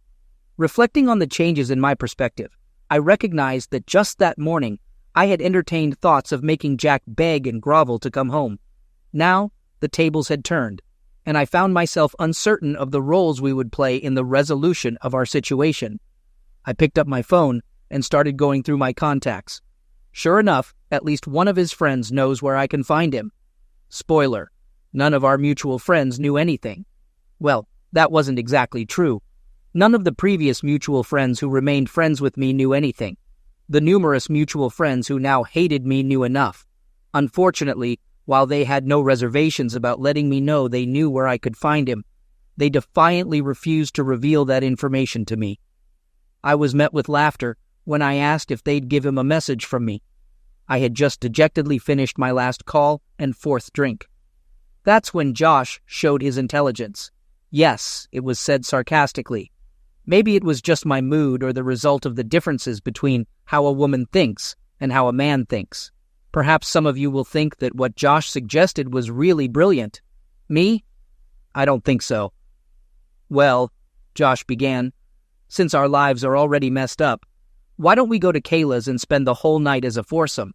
We've already been carnal, so we can take advantage of that and have a night of passion. He thought that was sound logic. Maybe to him, but I'd just received a big dose of common sense. Of course, if there's nothing left to lose, there might be something to think about. Personally, I think Jack and I still have a tiny chance. That tiny chance would evaporate faster than a drop of water on the surface of the sun if I took everyone into the house and had a late-night gathering with them. I politely declined and offered to let Mary take them home. I had a husband I was trying to get back. I tried everything to find Jack. On weekends, I drove around motel parking lots for hours looking for his truck. I drove past all his friends' houses at different times to see if his truck was there. I even tried to follow his best friend. When I saw him leaving his house, hoping he would go to where Jack was. It was all in vain. Monday morning, I camped across the street from his work. Everyone came in, but Jack never showed up. I waited another hour. Still nothing. Even though I was already late for work. I didn't care. Screw it. They weren't going to fire me right now anyway, and I'd still get fired after the settlement, but that didn't matter. I got out of the car and headed for the office. I saw that the door to Jack's office was closed, so I asked the receptionist. If Jack was here, she told me he was gone for 2 weeks. Crap. The boss threw me an angry look when I walked in 2 hours late. I didn't care. All the phones I could have used are blocked. His friends refused to help. I can't even get a message to him at work. I have no idea where he is, so I can't show up on his doorstep. Mail is not an option because I have no idea where to send it. What are my options? Email. He always checks email.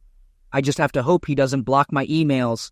No problem with attempting, Jack. No excuses. Won't waste time trying to provide one. I've contracted the fool's disease. My decision, not blaming Mary. It was wonderful hearing her talk about women's marriage. No idea why I thought there was a chance you'd accept. Should have known better. Sorry for needing a wake-up call, but now I'm awake. I want you to know I'm deeply embarrassed and regret my actions. I understand you may not accept it. Jack, despite my recent actions, I truly love you completely. You did nothing wrong. It was me being an incredible idiot and selfish. Jack, my love, even though I don't deserve it, I beg you to forgive me. I need to come back, and I'm willing to give you anything. I realized the foolishness of trying to create FLM, but I'd be thrilled to be part of MLF. Yes, Jack, I'm giving you my soul, and you're just giving me orders. I'll literally do anything to get back to where I belong, with you. I know the definition of anything. Please, Jack, I'm offering you anything. Despite no interest in women, I'd do things for you. Serve you and friends at a Super Bowl party in only a garter belt, stockings, and high heels, if it brings me back to you. If you want me in a certain way, tell me to bend over the nearest chair, regardless of who's watching. Spank my spine cheeks with a leather belt. Tell me when and where. I'll bring the belt. No reason to trust me, but I'll put on a chastity belt and give you the keys as a condition for my return. Had blood drawn for an STD test, results in a couple of days. Tell me where to send them and I'll get them to you. Jack, no matter what happens, you're the best person I've known. I know you'd never intentionally hurt me, even though I probably deserve it. I accept it all, not asking you to forget or trust me again. I'm asking for the opportunity to be yours in any capacity you desire. I ask for nothing more than to come back to you forever. Even if I have to agree to a divorce or watch you with other women. I pray it doesn't happen, but I realize it's not my decision. I'm at fault, and I recognize you might want to even the score. Goosey, all that stuff. What about Mary, Larry, Josh, and the lawsuit against my company? Mary manipulated me into agreeing to this plan. Josh and Larry took advantage of that. As you know, I'll be fired once the lawsuit is settled. It's all our fault. Do what you want with them. I'll help if you want. After all, I'm your willing slave from now on. Your loving slave, Kayla. Update. Fortunately, Jack hasn't blocked my email yet. Even more surprising is that he actually read it. No, he didn't take my word for it. After all, I'd already broken the biggest vow I'd ever made, the one about leaving everyone else behind. Since I'd broken that promise, what could make him think I wouldn't break any other promises? All I could do was prove it to him, one action at a time. 2 years had passed since I sent that letter. Josh and Larry faced challenges in their divorces, and all 4 of us were terminated the day after the lawsuit against the company was settled. Eventually, Josh and Larry found lower-paying jobs and moved into a small apartment in a rough neighborhood. Their social lives suffered, and their ex-wives turned the kids against them. I realized both women are now in better relationships. Now it's my turn. Currently, I'm kneeling undressed beside the bed, wearing a chastity belt while Jack finishes. This is my penance. I detailed all of this in a letter. Yes, Jack wanted to test me to see if I would honor those words. If I want him back, I don't have much choice. It was a tough 6 months, but eventually, he eased up a bit. He still makes me do it sometimes, like now, but it's improved. Now, he only brings other women home once every 2 months. After getting fired, I stopped working. Jack got a promotion, and we managed just fine without my income. I stay home, taking care of our 2-year-old twins. I'm undressed most of the time, though Jack recently said I need to start wearing clothes at home soon. The kids are getting old enough that it feels weird otherwise. Right now, I only wear clothes when leaving the house or when we have guests. I still answer the door undressed for deliveries. I underwent laser hair removal, so I have a permanent landing strip over my genitals. This makes it impossible to hide my Jack tattoo on the right side of the band and Jack tattoo on the left side. Every week, Jack updates the 5 red stripes on my buttocks with a leather strap. Right after the 5th stroke, he removes my plug and engages me backfully as I lean over the couch. I'm not perfect. Sometimes there are more stripes on my buttocks or chest when I mess up, but I genuinely enjoy it. Who knew the sting of a strap-on could cause a bond? Mary. Well, she's still married. True, she got fired as well, but no one anticipated her facing any significant consequences. Her husband seemed entirely submissive to her whims. She'd easily find another job, and life would continue for her. Life isn't always fair, right? Actually, it is. Harold wasn't the submissive loser everyone believed. Once he gathered evidence, he got furious. I thought I had a tough 6 months, but compared to hers, it was a walk in the park. Deciding he had punished her adequately, he served her with divorce papers. While putting Mary through hell, he quietly liquidated all their assets and safeguarded them. He gave her the house after refinancing it and taking all the equity, then vanished. She lost the house, and all the money disappeared. She found another job, but for half the salary she used to earn. She also has a tarnished reputation, but is not dating presently, with another month of antibiotics ahead. You might be wondering why I endure this, or laughing at my deserved fate. If you're upset because Jack didn't leave me stranded, I thank God every day he didn't, though I deserved it. I endure it because I can't fathom being without the love of my life. Yes, Jack whips and humiliates me, but he still loves me. He has other women, but never without me. I can leave any time, and Jack showed me divorce papers where he'd be fair. I declined the offer. He's an excellent father, lover, and husband. I don't need anything else. I got so caught up in the idea of women's marriage that I lost sight of what truly matters. Instead of being content in an equal relationship, I became subservient to my husband. It wasn't intended, but I'm content.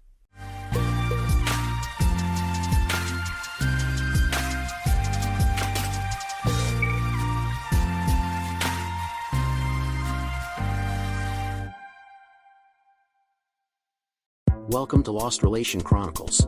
When you find out your spouse is being unfaithful, it's like a whirlwind of emotions crashes over you. You might feel inadequate, like you weren't enough. Shame, confusion, and even a surge of anger that makes you want to scream or lash out.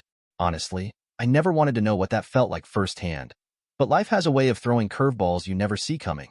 My wife always joked that my impulsive buying habits would be my downfall. Turns out, she was right, but not in the way either of us ever expected. It all started innocently enough with a TV ad for a voice-activated recorder. The commercial promised long battery life, excellent audio quality, and complete satisfaction. I was sold instantly and ordered one on the spot. The charge hit my credit card within a day, but the device didn't arrive for a week. When it finally did, I tore open the box like a kid on Christmas morning. The recorder was smaller than I had expected, but I was too excited to care. I popped in the batteries and spent the next hour doing my best impressions, recording everything I could think of until the tape ran out. I couldn't wait to listen back, but as I played it, I was struck by how ridiculous I sounded. I laughed at myself at first, but then the thought hit me. Was this how everyone else had been laughing at me, too? I rewound the tape and placed it in my sock and underwear drawer where my wife would be sure not to find it. I heard her car pull into our driveway, so I threw the packaging into the garbage and was on my way to the curb with the bag in hand as she got out of her car. As I ran to help her take the groceries out of the car, she was grumbling out loud about how expensive groceries were getting these days. I just smiled and took the bags inside the house and went back out for the rest. She walked back inside with me this time, and I realized that as usual there was no kiss of greeting or any acknowledgement of me on her part. As we were packing the groceries away, I tried to tell her about my day, but from the expression on her face it was obvious she just did not give a damn. I realized at that point that my marriage really might be in trouble. I lapsed into silence, and she immediately started up about the a-hole she was working with and how underpaid she was as well. I said nothing but just kept packing. The amazing thing was that this attitude of hers had only started after St. Nancy had joined the company over a year ago. Nancy was a bright young lawyer who joined the firm of Nuts and Bolts and had immediately started trying to make a name for herself. She did it that all right, as one of the most ruthless and tenacious lawyers that you could tangle with. She was rude, obnoxious, and overbearing, and also my wife's newest best friend from day one. She was a 304 and was not afraid to let you know it. After listening to my wife whine and moan for a while, I gently reminded her that she could quit and work somewhere else or stay home if she so desired. After all, I did own the biggest contracting firm in the state, Dream Homes Inc., and we would not need the money. She was putting some canned goods into the cupboard as I spoke, but stiffened and turned slowly around. Look, Terry, I do not intend to stay at home and be a housewife while you are out gallivanting from job to job. I do not plan on staring at the walls in this house, you arrogant, overbearing a hole. She spat at me. My eyes widened in shock as I realized what my wife had just said. I fought to keep my voice down and barely succeeded as I choked my words out.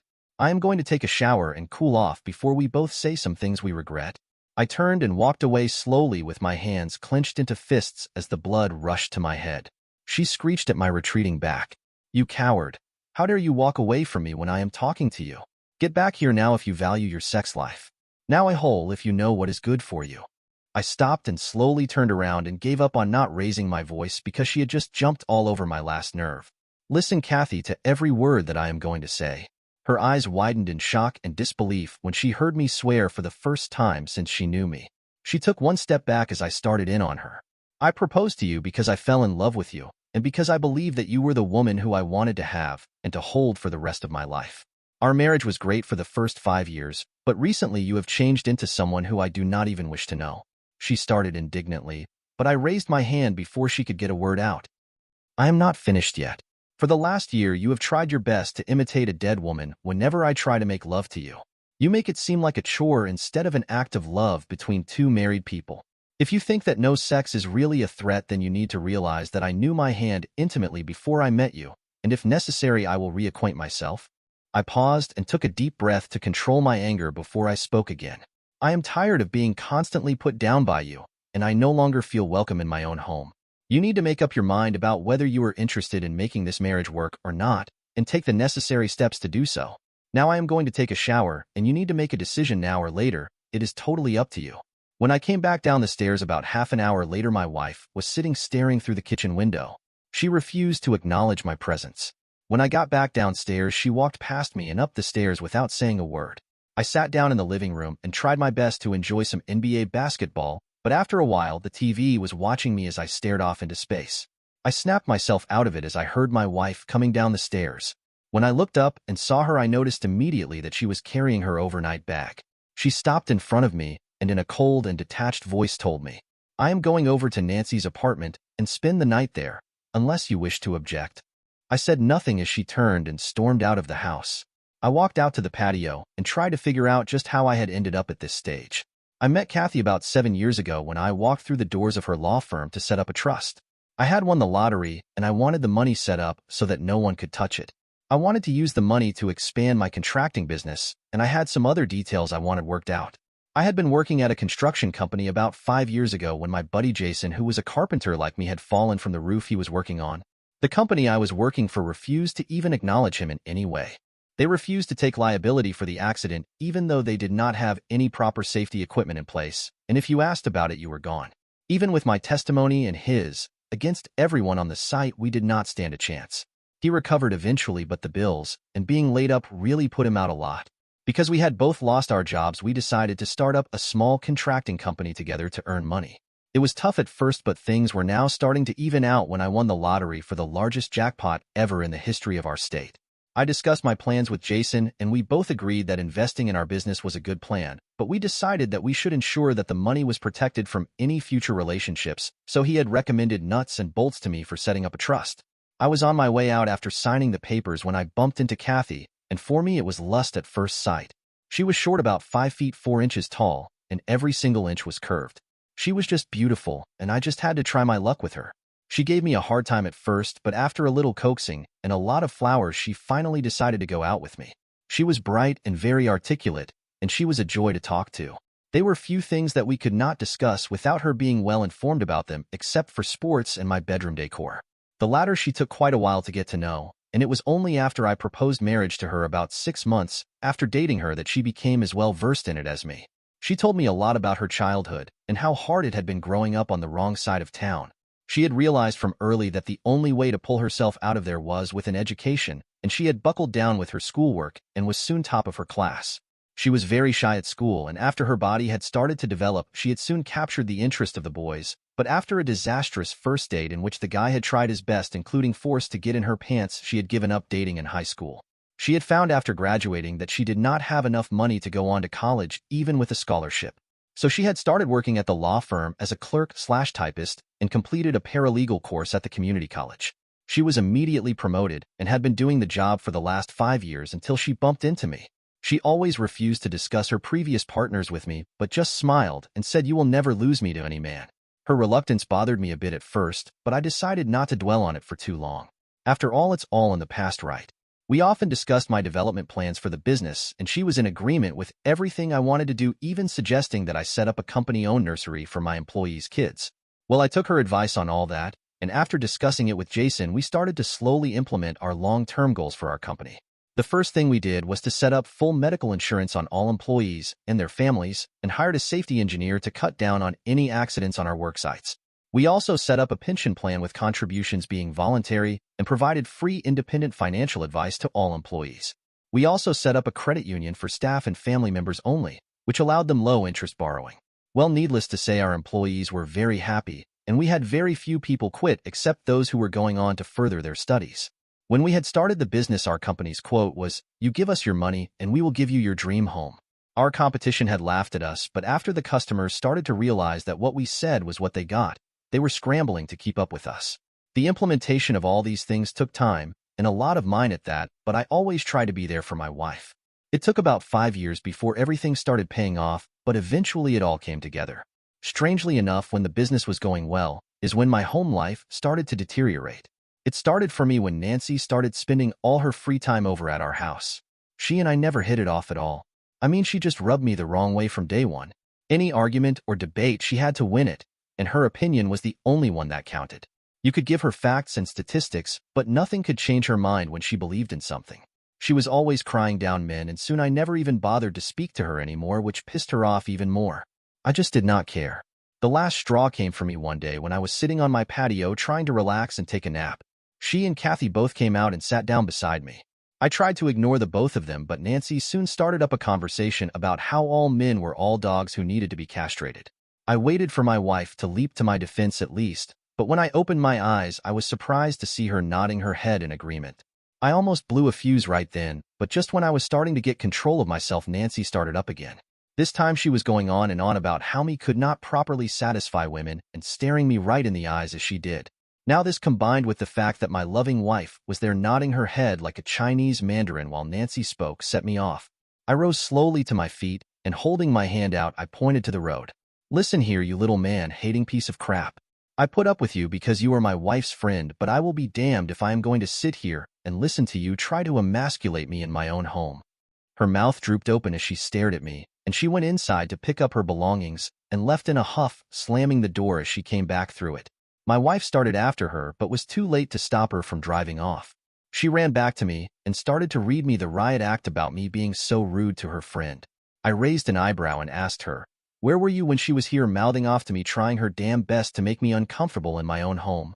She spluttered and turned on her heels and walked away. I got the silent treatment for about a week after this incident, but seeing how little effect it had on me, she started to imitate a dead woman anytime I tried to make love to her and refused any attempts at foreplay. It put me off at first, but after some research on the internet and a little experimentation with her, I became quite proficient at giving her a nice climax, which pissed her off even more. All of this happened about 6 months ago, until the argument me and Kathy had just had, which had escalated things to the point they're were at now. I sighed and got up and went upstairs to our bedroom. I went immediately to pick out my new toy and try to figure out how to improve my impressions and get my mind off my problems. When I hit the play button, I nearly dropped the voice recorder in surprise as I heard my wife's voice coming through the speakers. I was debating whether or not I had a right to listen in on the conversation when I heard my wife say, "I miss you too, sweetheart." I pressed stop immediately and sat sewn on my bed immediately as my hands started to tremble. What the hell was going on here? I knew the best place to find answers were on the tape, so I gritted my teeth and pressed play. "Kathy, listen, sweetheart, I can't wait to see you tonight. I am going to munch on you until you beg me to stop. Wait a minute. I need to put you on speakerphone while I pack my bag. Don't worry about that a-hole overhearing us. The door is locked and this room is virtually soundproof once that door is closed, so he cannot hear a word we say. Hold on. Nancy, don't forget to bring our favorite toy Long John with you. I just love the way it stuffs me. Don't you love the powerful climax it gives you, honey? Wait a minute. Are you still screwing that loser, girl? Kathy, after today, no, I won't be anymore. He had the audacity to cuss me out and tell me his hand was better after I threatened to stop giving him sex. Nancy was now laughing hard. Oh hell, he did not say that. But good riddance, right? Isn't he a lousy lay anyway? Kathy, actually no. He is pretty okay after all in bed. Even though I tried the corpse routine on him, he was still able to get me to come and hard too. Nancy, well, I guess he is not so useless after all. Why did you marry him anyway though? What I mean to say is you know that you are definitely a full-fledged lesbian. So why the charade? Kathy, because he was pretty much my meal ticket. Once I found out he won the lottery, I was hooked. Besides, the relationship I was in was pretty much dead end anyway. She was just offering great sex anyway and nothing else. I decided to marry him, save some money, go to law school and get a degree, then dump his butt. Besides, no matter how many times he makes me happy, he is still a man and I prefer women. I stopped the tape after that last tidbit because I was starting to see red. So that was why she never told me about any of her previous lovers. I tried to get up and start packing some suitcases, but when I tried to stand, my legs gave out on me and I fell back on the bed. I lay there and cried and cursed the lie that was my life, or should I say the liar who was my wife. Eventually, I managed to pull myself together and got up and started packing my suitcases with all my clean clothes. I packed up everything that I held of value and placed it in my pickup truck. There was no way I was going to stay in a house where I would be reminded of her and what she did to me. I called my company's lawyers and asked for the most ruthless divorce lawyers they knew of. After they gave me the name and address of the firm, I drove immediately over there to get the ball rolling. I gave them the tape and explained that I wanted a no-fault divorce. Unless she fought it, then the tape should be used and her adultery brought into the light. I left the office after signing the necessary papers and went down to my truck and drove to the nearest hotel. None of my family lived close, and I was glad of that, as I had no wish for anyone to find out that I had been horned by a woman. Had it been a guy, I don't think it would have screwed me up as much emotionally. I placed my suitcases in my suite and then went back down to my van.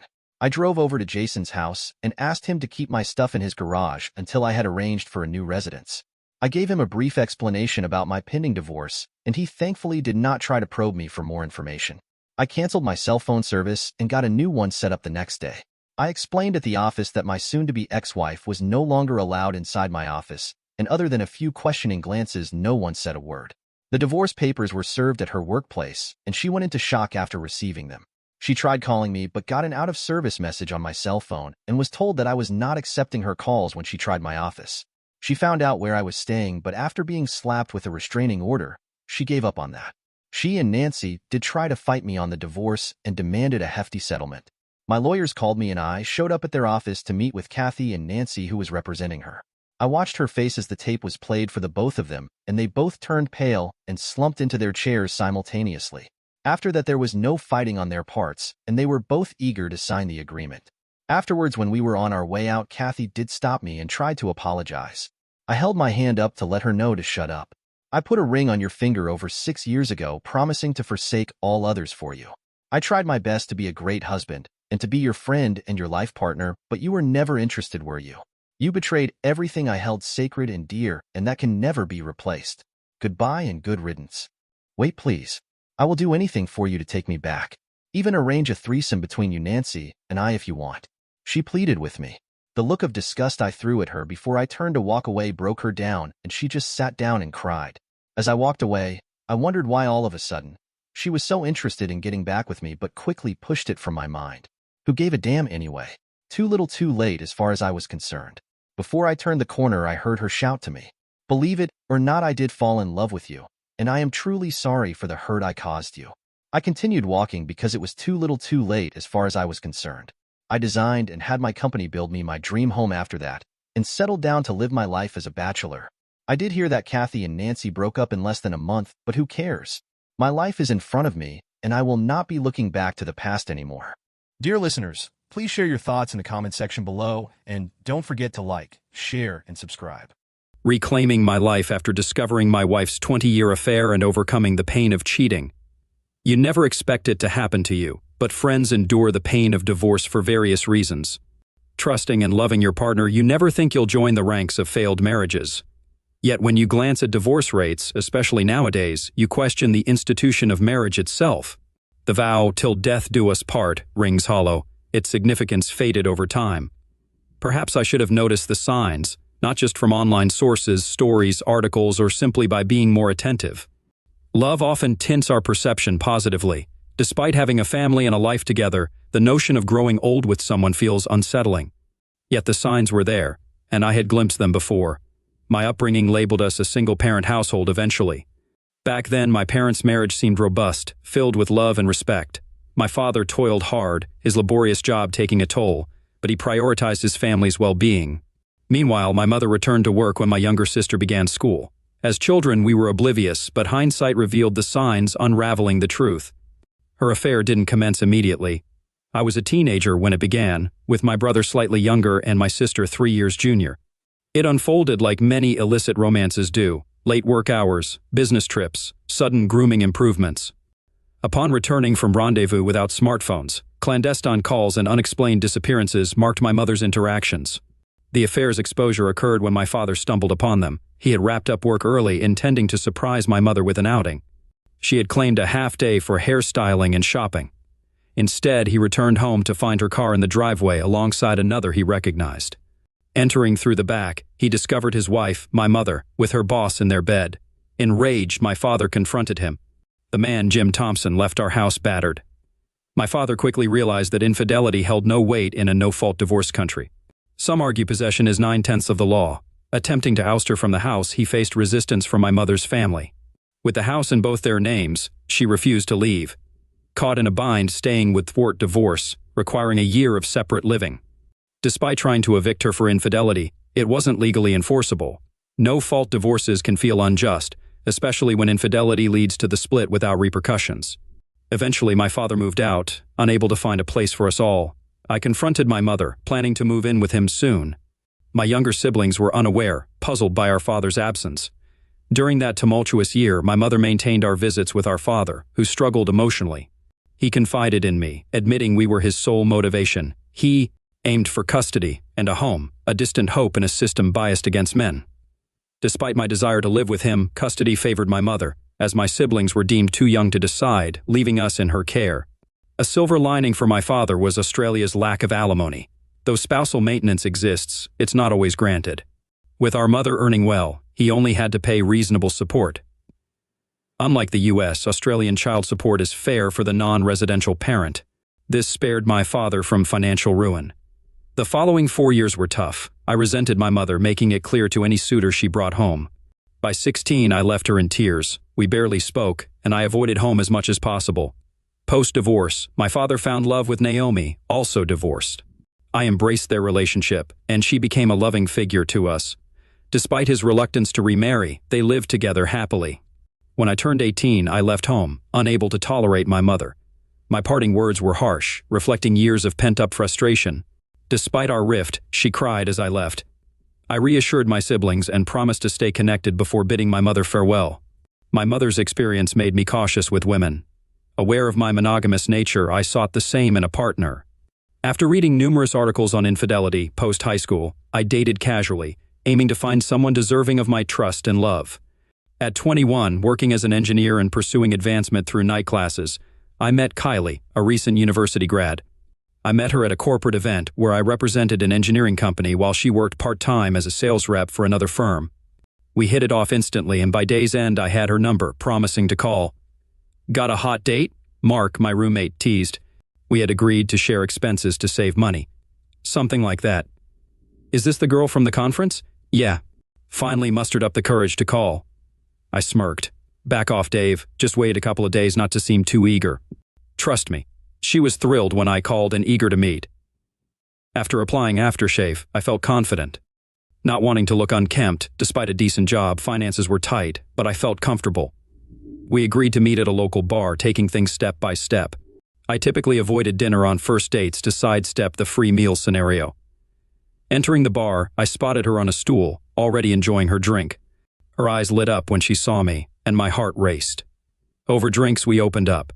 She confessed her temporary role in the corporation, chosen for her looks, attracting unwanted attention from married men. It disgusted her, and I understood her frustration. While my mother's infidelity was known to me, I discovered that both genders were equally guilty of cheating. Researching online statistics, I was shocked by the high number of men and women admitting to extramarital affairs. Articles in Australia portrayed us as notorious cheaters. "You were a perfect gentleman," she said, holding my hand. "You maintained eye contact and remained professional until asking for my number. You were genuine. I just wish you were single," I assured her of my single status, vouching for myself through my friends. She smiled, expressing her trust. Having been hurt before, we took it slow at first, meeting for coffee or drinks during the initial weeks. On the third night, we shared our first kiss over drinks. Knowing about each other's family backgrounds, it felt right, and we both sensed it. Soon, drinks turned into dinner, and a week later, we made love for the first time at my apartment. A month later, she confessed her love, and I reciprocated. Despite my father's past, Kylie had won my heart. As she found a stable job, we discussed serious matters like living together, buying a house, and starting a family. We agreed to buy a house together before marriage, luckily avoiding the housing boom in Australia. However, due to her bad credit history, she couldn't co-borrow on the mortgage. My father stepped in as a co-borrower, saving the day. Kylie was deeply grateful to him, and her parents adored me. 3 months after moving into our new home, I proposed, and our engagement and wedding plans were met with joy. Marrying Kylie was the happiest day of my life. We exchanged vows in a park, surrounded by loved ones, both grinning with happiness as we committed to each other. Our honeymoon, a week on a Pacific island, led to the discovery of her pregnancy. 9 months later, our beautiful daughter was born, followed by a son 18 months later. Deciding 2 children were plenty, she opted against surgery, instead choosing birth control. She balanced motherhood with part-time work until both kids reached middle school, then resumed full-time employment. By our mid-40 seconds, I was a regional manager for engineering companies, often traveling. Kylie ran her own real estate office, occasionally visiting the CBD headquarters.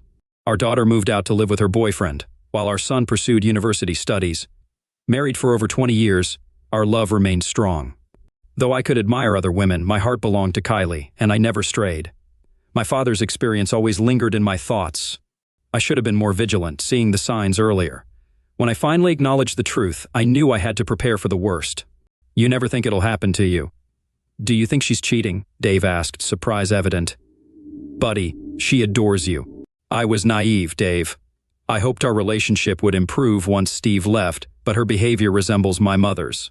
The thought of that woman made my blood boil. I barely interacted with her over the past 2 decades. She attended my wedding, but only because my father insisted. Now married to Naomi and retired, he urged me to extend the invitation.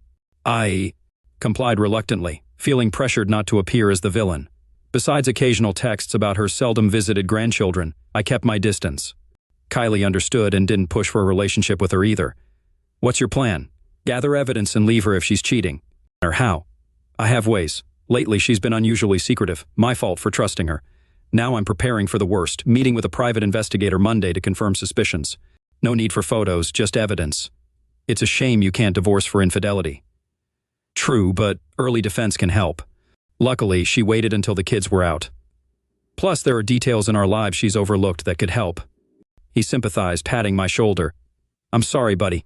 Sipping my beer, I confessed, "Me too. Can't stop loving her until I'm sure. Maybe I'm just paranoid, but the signs are there."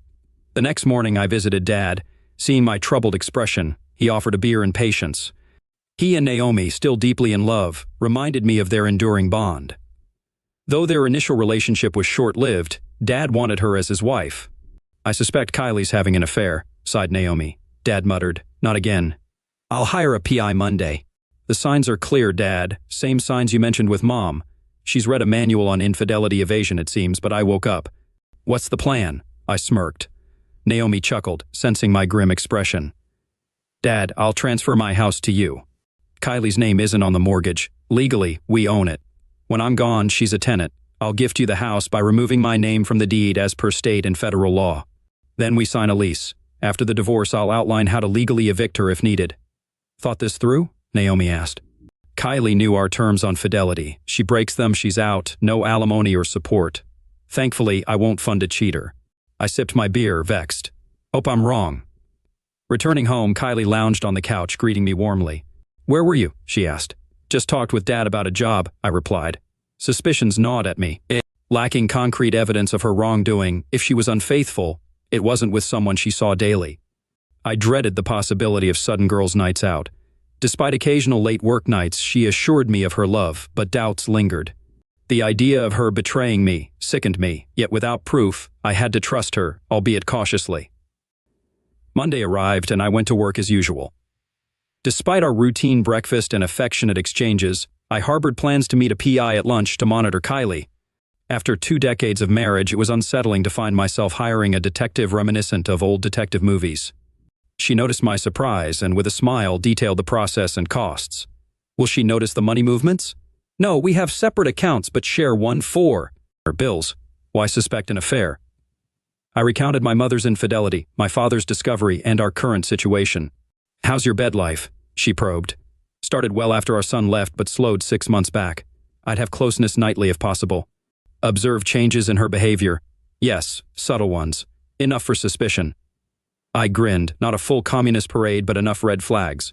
She outlined services, including phone tapping and surveillance, admitting some might be legally murky.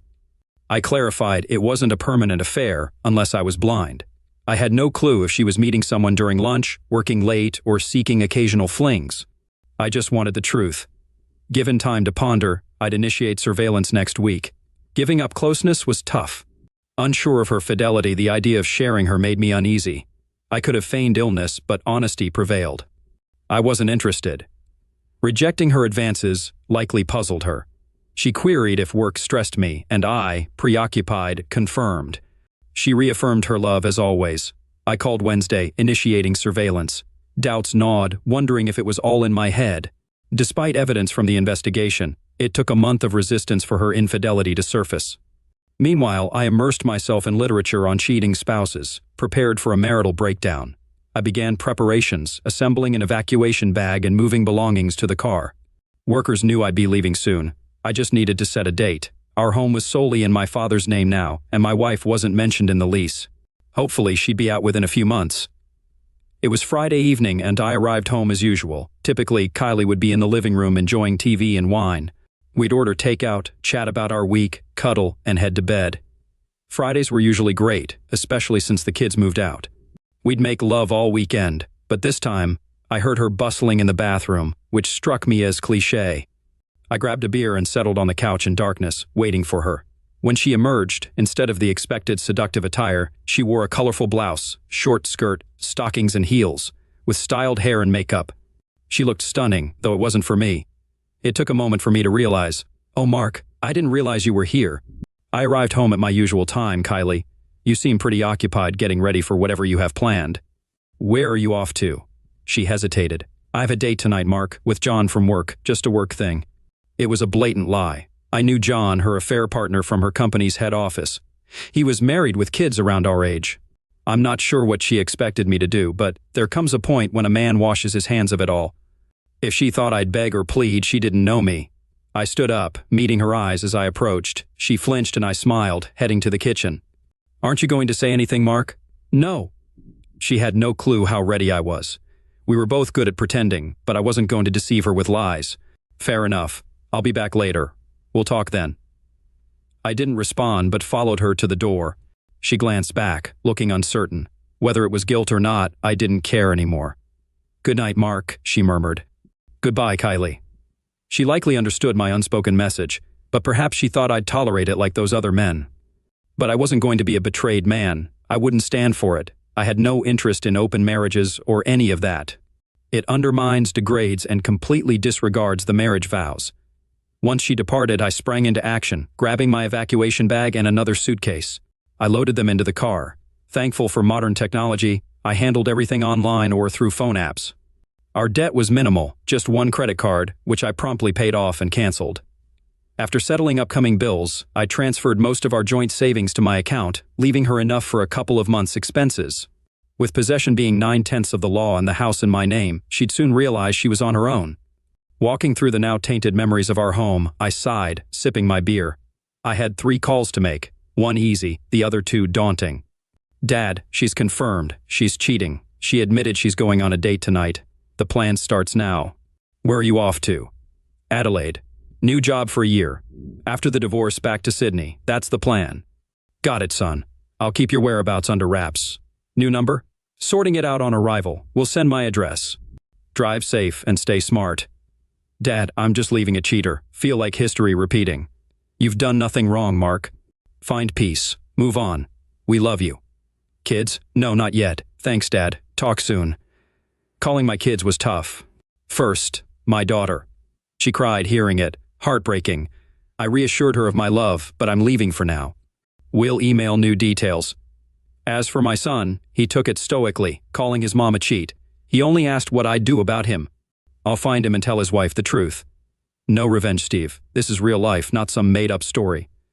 I'm heartbroken right now, but all I'll do is wait for the divorce and then somehow rebuild my life. I'll only be 46 when it happens. Can she demand counseling? Our marriage and divorce laws are different. Forget about those stories. Based on state laws, as long as we've lived apart for 12 months, I can file for divorce. I won't even be required to attend court, though I will, just to make sure everything goes smoothly. She can't demand counseling after 20 years of marriage? Steve, be careful. You know how tricky the courts can be. If she's persistent enough, then I'll just take my evidence to the counselor, put the pictures in front of them, and ask them if they'll stay married to the woman who's cheating on them. Okay, Dad. Take care of yourself and keep in touch when you get to where you're going. I'll keep you in the loop, as I believe Mom will be contacting me. She knows Lottie will protect you. Thank you, Steve. We'll talk soon. That was it. I left Kylie a brief note mentioning my departure and that my father would contact her.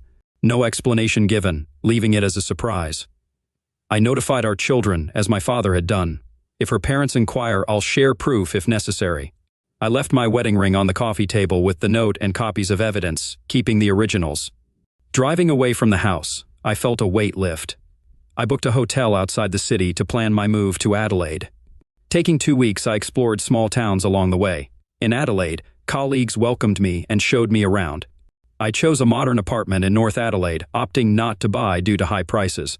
I planned to return to Sydney after a year. Once settled, I updated my family on my new location. Charlotte called right away, eager to visit. I missed her terribly, so I arranged for her to fly over for a month. My son was wrapping up his studies, planning to visit me for Christmas, a mere 3 months away. Meanwhile, my father updated me on Kylie's activities. Did you know she didn't come home until the next morning? Yes, I replied. I held off on interrupting the private investigators curious about her actions that night. They went to dinner, had a romantic evening, and spent the night in a city hotel. Satisfied, I thanked the investigators and settled their fees, as their services were no longer needed. Later, my father informed me of Kylie's reaction upon discovering the note, evidence, and my absence. She called hysterically, contacted our children and her family, but I ignored her calls and marked her emails as spam. A week later, I confronted her with the lease and house ownership documents. She realized the situation was legally binding and had 3 months to find a new home or face eviction by the police. Despite still residing there, my father sensed she intended to move out. Has she inquired about me? Certainly. She's asked about your family, kids, friends, even your workplace. She's consumed by guilt for discarding our 20-year bond. Has she offered any explanation? Not really. She's remorseful, sure, but it's the same story as your mother's. Sorry for being caught, not for the infidelity. Cheaters often live in a delusion where they think they're blameless. They claim it was just physical, but I never strayed for mere physicality. Even in my 30 seconds and 40 seconds, I had offers. But I stayed true to my vows because I loved my wife. I found love again with Naomi, Mark. Take time to heal. Grieve your marriage, and when you're ready, welcome someone new into your life. There are countless good women out there. Thanks, Dad. Love you, son. Work became my refuge, keeping me occupied. I traveled across South Australia visiting stores and suppliers and spent weekends exploring the Barossa Valley. Divorce transformed me into a firm negotiator, unwilling to compromise unless it benefited my company. Fortunately, my bosses were pleased with my performance and even suggested I stay in Adelaide permanently. A month after settling into my apartment, my daughter visited. At the airport, she joyfully shouted, "Daddy!" and ran into my arms. We spent a week together, and despite my work commitments, I prioritized our time. During our conversations, she revealed that her mother had bombarded her with calls, attempting to justify her actions. Reluctantly, I showed her the evidence I had. As she read, tears streamed down her face, and she expressed her anger toward her mother. Despite assuring her of her mother's love, I feared it would take a long time, if ever, for her to forgive her. The day she departed was painful for both of us, knowing she wished to stay for my sake. We embraced for what felt like an eternity before she had to go. Throughout the months of my marriage crumbling, I remained stoic, harboring more anger than sorrow. However, as my daughter drove away, I couldn't hold back tears, realizing the depth of my loneliness.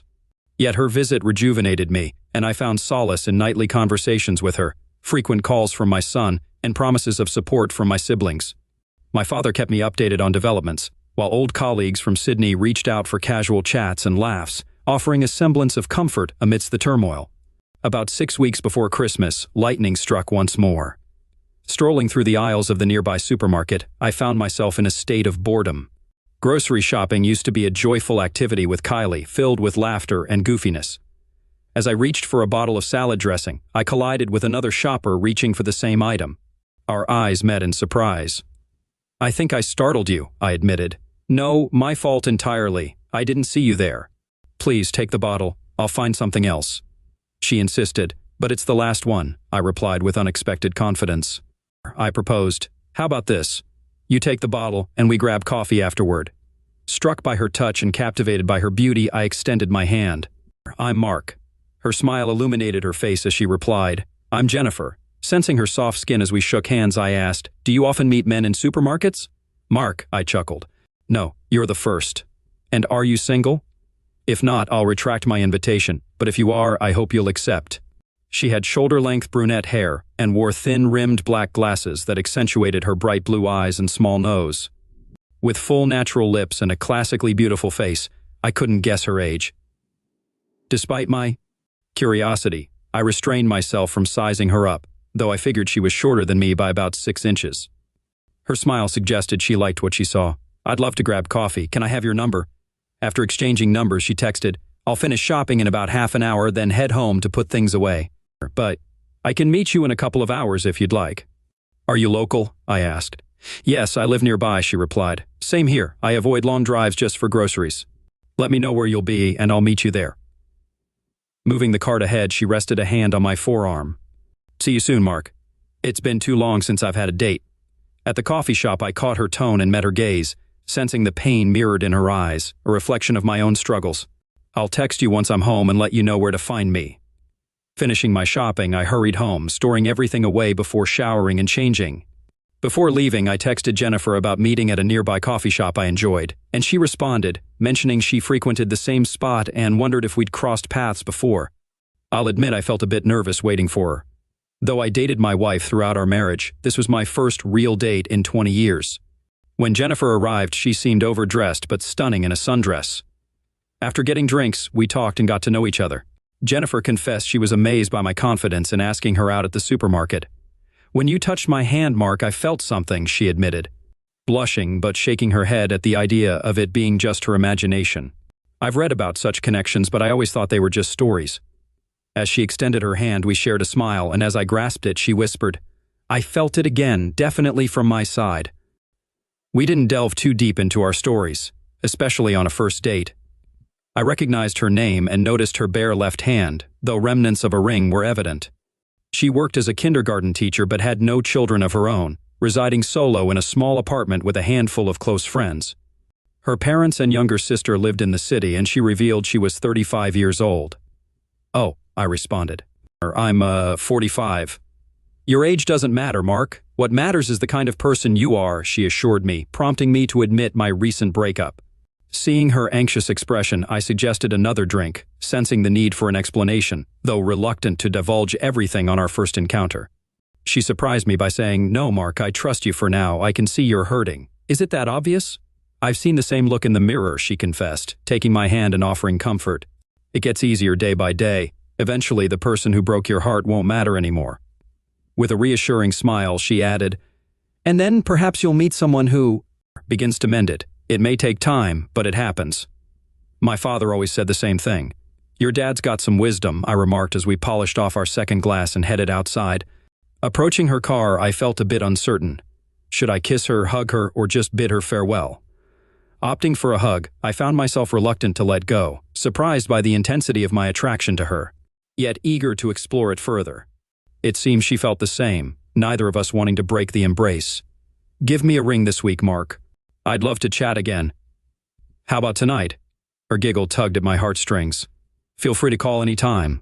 That night, and every night after, I dialed her number. I suggested Friday dinner to avoid disrupting her regular teaching schedule. When she agreed, I couldn't contain my excitement, practically dancing around my apartment after we hung up. At Thursday's conference, my upbeat mood sparked comments, with everyone assuming I was seeing someone. To avoid jinxing it, I mentioned my coffee shop date and upcoming dinner with the same person, stating I prefer dating one woman at a time. Opting for a restaurant with stellar reviews, I dressed smartly, despite its casual vibe. Upon arriving, I found Jennifer already there, looking nervous. Without hesitation, I leaned in for a kiss, which she reciprocated. "Wow," she whispered. "If that's how you greet me, I can't wait for our second date." As we were seated in a cozy booth, our conversation flowed effortlessly.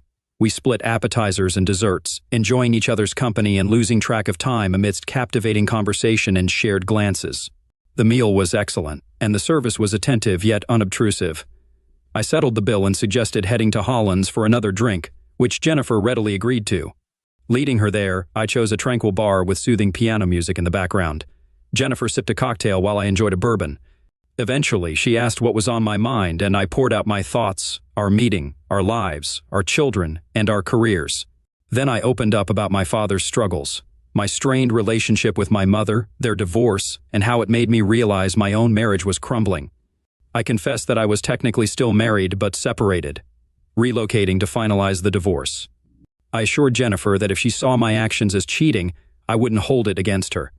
My marriage was effectively over. The legal process was just a formality. I explained that I would return to Sydney to complete it, and that if she were to meet someone in Adelaide, we'd need to discuss our options. Being away from my kids in Sydney was tough, and the thought always weighed on me. I missed them every day. Jennifer shared her own story, revealing that her ex-husband was charismatic but controlling. Ignoring her parents' warnings, she fell in love at 19 with a man 6 years her senior. Initially, she didn't notice the warning signs, but gradually he isolated her from family and friends. Forced to work and serve as his maid, her situation only worsened over time. I stood up to him, which he saw as disrespect toward him. Whether it was my clothes or coming home late, he accused me of cheating. If I spent money on myself, he called me financially irresponsible. There was never any positivity from him. He was always negative. "I doubt he'd ever say anything good about you, Jennifer," I whispered. I knew I had to get away. He was unstable, and I feared he'd either hurt me physically, sending me to the hospital, or completely break me. Tears streaming down my face, I called my father, begging him to rescue me. He arrived with 2 uncles and friends. My ex-husband tried to fight them off, but facing men was different from attacking a woman. With a single punch, my father subdued him, and they tied him to a chair while helping me move out.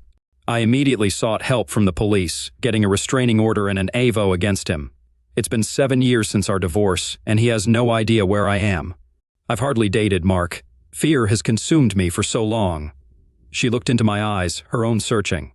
Then, I met you, and emotions I hadn't felt in ages flooded back. I never felt them for him. She sat behind the wheel, but I sensed she wasn't in a condition to drive, so I offered to take her home instead. Pausing in front of an apartment building, I remembered considering it before choosing my current place. After walking her to the door, she hesitated, so I took the initiative, pulling her close for another kiss.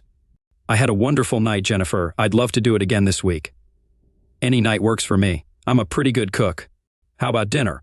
"I'll bring something too. I'm not too shabby in the kitchen myself." She grinned. "Let's make it a cook-off. Wednesday sound good?" "Perfect, Mark. And expect your usual nightly call tomorrow." "How about the beach? Just want to have fun." When I arrived home, I waited until I was settled on the couch with a beer before checking my phone. "Had a great night, Mark. Wanted you to stay, but let's take it slow." "Agreed. Bring clothes Wednesday, too. Early for more than sleep." "Mark, tired of sleeping alone, Jennifer." "Me too. My bed feels empty since you." "Picking you up at 9 a.m., breakfast and beach. Your favorite color?" "Usually blue. On a woman, black or red." "Perfect. See you, Mark." "Sweet dreams. Beautiful." The last message was a heart-stopper. The next morning, Jennifer honked outside. She greeted me inside, joking about needing a broom for the men. After breakfast, we hit the beach, spending the day there, occasionally cooling off in the water. "Or drink?" "Love to, but don't want to leave. Change and come back for drinks. Stay the night," she whispered. I dashed into the house, quickly packed a bag and hurried to her place. Out of breath, I knocked, and she laughed, pulling me inside. The next morning, she made breakfast, and we lounged around her apartment all day. The silence between us was comfortable. "No rush, Jenny," I whispered. "We have time." I realized I was already in love with her, hoping it wasn't just a rebound from my recent divorce. But I wanted to believe it was fate that brought us together at the supermarket that day. We didn't text much during the day due to her teaching schedule, but we spoke every night. My CO workers knew I was seeing someone, and I informed my family in Sydney about her. My dad updated me on Kylie's situation. She was close to moving out and still searching for me. Wednesday night arrived eagerly. Jennifer prepared a delightful dinner, and her dessert struck a chord with me. They say the way to a man's heart is through his stomach, I chuckled, patting my belly. I love you, she whispered, turning to kiss me. I love you too, I replied with a smile. Isn't it too soon, she questioned. Not at all, Jenny. I knew from our first date that you're the one I want to spend my life with, and if being closer to your kids means moving, I'm in, I assured her. Are you sure? She asked. My heart says yes, I affirmed. Let's see how it goes. That night, she visited my apartment for the first time, finding it a bit bachelor-like but clean and tidy, understanding it was just a temporary residence. When marriage was mentioned, she blushed and turned away. Her wrist gently held. I confessed I was already contemplating it. Jenny, I can't recall feeling this much love since Kylie. Not because she hurt me, but maybe it's the freshness, maybe age and experience, but I love you, Jennifer Morris. One day, I want to be Jennifer Williams, she whispered in response. For the next few weeks, we were inseparable, spending every night together, mostly at her nicer apartment. I kept my kids updated, but they wanted to meet her before talking more. Before Christmas, I asked my son about his mother. I told her I wouldn't be there, he said. She probably knew you weren't in Sydney, he added. Elle's not talking to her much either. My sister would visit soon. Are you sure you want to leave, Dad? My son asked. We're all considering moving there to be closer to you, he added. Jennifer squeezed my hand, showing support. Think it through, Steve, my son advised. I know it's a big step, he added. Trust me, Dad, you're more important, he reassured. Jennifer looked at me surprised. I still need to go back for the divorce, I reminded. Just don't rush it, my son cautioned. I know, but leaving your mother was planned, I explained. To hell with her, my son declared. Jennifer accompanied me to the airport when my daughter arrived, bringing her husband, Tom. Charlotte rushed into my arms, reminiscent of our joyful reunions. After school, tears flowed as I introduced them, evoking an emotional moment. The next day, my son surprised me at my apartment door, and we shared a heartfelt hug. Jennifer remarked on our resemblance, though I had already confirmed paternity. Later, I drove us to Jennifer's parents' house. I unloaded a trunk full of gifts at Jennifer's parents' house. Her mother adored my daughter instantly, and I'm certain they welcomed my son like a grandchild. I video-called my father for Christmas wishes while my extended family celebrated with him. Meanwhile, Kylie had moved in with her parents after her affair partner was ousted, and she faced job repercussions. My kids documented the day on social media, though I found little interest in it. Despite old friends reaching out, I focused on finalizing my divorce and returning to Sydney. Christmas with Jennifer's family was delightful. I surprised her with a beautiful necklace and bracelet, hinting at our future together. She was thrilled and promised to wear them often, her eyes shining with gratitude. After a hearty lunch, her father offered me a beer, and we ended up in his garage, tinkering with an old sports car. Jenny seems happier lately, Mark. Leaving Adelaide might be good for her. Are you okay with staying here? Indefinitely. I'll stick around for her, and my kids will move closer, I confirmed. How soon can you finalize the divorce? Probably a few months at most. I've been honest with Jenny. I heard she's been giving you a hard time. Yeah, it might take up to 6 months. I only had solid evidence recently, I explained. He shook his head in disgust. I've heard about this cheating mess. Why get married if you can't stay faithful? Ever heard of betrayed men? He seemed familiar with the term. Yeah, it's messed up. Jenny's ex-husband was both a cheater and an abuser. What? He laid a hand on my shoulder. She hardly knew about the cheating, but he was doing it with anyone who caught his eye. She loves you, Mark. Just don't hurt her, he said softly. I nearly destroyed her. I love her more than anything in this world. Daddy, she interjected, smiling. We've both been through pain, so we support each other. We stayed until late afternoon and my daughter drove us home. After a few drinks, Jennifer and I went to our bedroom. If the day was good, New Year's Eve was even better. I took her to a downtown hotel where we had dinner and drinks. Back in our room, champagne awaited us. Any New Year's wishes? I asked. I want us to live here together, she said. Deal. And I want you to propose as soon as your divorce is final. I'm already looking at rings, she said, holding me closer. I want a baby, she whispered. We'll start a family together, I assured her. My children left a few days later. Though reluctant to see them go, I explained I might stay in Adelaide. I told my father the same, and he promised to visit whenever possible. The following months were filled with happiness. I applied for a lease and moved in with Jennifer. Though it wasn't a fairy tale romance, it was real life, and I've never been happier. We faced the specter of my divorce and lingering trust issues, but we committed to open communication. Our bond strengthened. Being with her uplifted me. She inspired me to be a better man, and her love prompted me to buy an engagement ring before my return to Sydney. Jennifer was more nervous than I during the flight, aware of potential challenges ahead. My dad greeted us at the airport, along with my siblings and kids. We'd be staying with him during the divorce proceedings. I'd already filed the papers, but Kylie was contesting it. Surprisingly, I hadn't seen her in 12 months. I've met all the legal requirements, I stated. I've been in Adelaide for a year, and she hasn't been with me.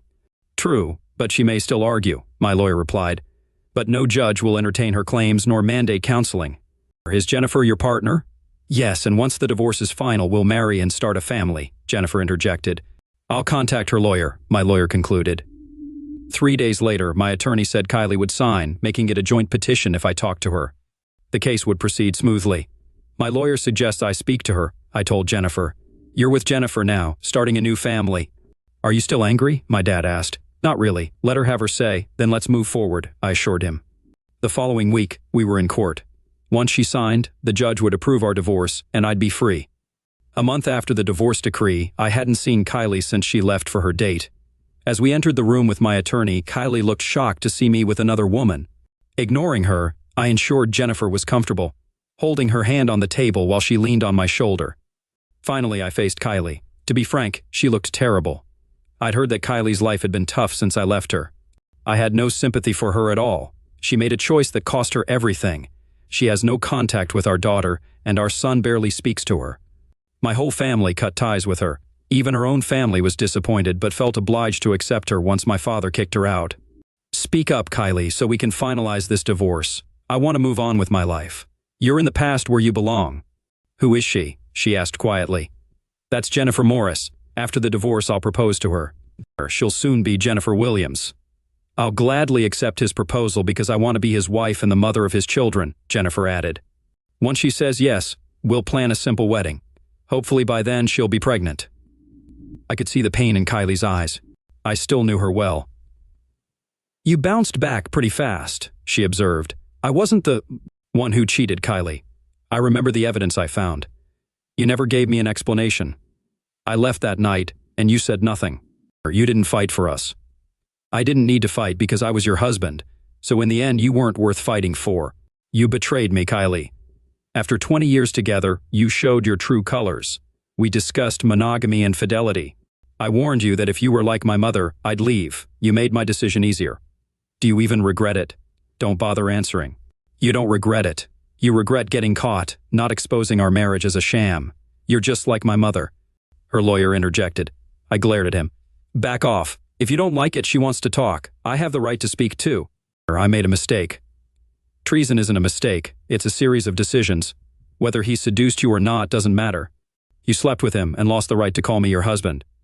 It was just lovemaking. And there it is, the phrase so many use to justify their actions. But for most, lovemaking means love. As my wife, it should have been me, not some idiot from work. We talked about this before we married, Kylie. I warned you what would happen if you cheated. My mother cheated too. Once I realized what you were doing, I gathered proof. Even if you said no that night, I would have left, but you disrespected me. You took all our money. No, I gave it to my father, who still owns it. He'll sell it and give me most of the money. You didn't deserve a chance. Mark, where do you live now? None of your business.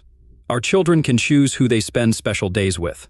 She fell silent, knowing her words wouldn't change my mind. Just sign the papers and move on, Jennifer urged. He's moved on. We love each other and are starting a new life together. I comforted him when he needed it most. He's mine, heart and soul. I didn't mean to, she said tearfully. I still love you. Well, Mark replied coldly, that's not my concern anymore. We're going nowhere, her lawyer interjected. Just sign and end this. He's moving on. Your marriage is over. Sign and move on. He placed the papers in front of her, and she signed, tears in her eyes. Do I need to stay? I asked my attorney. No, you're free to go. You'll get the decree by mail.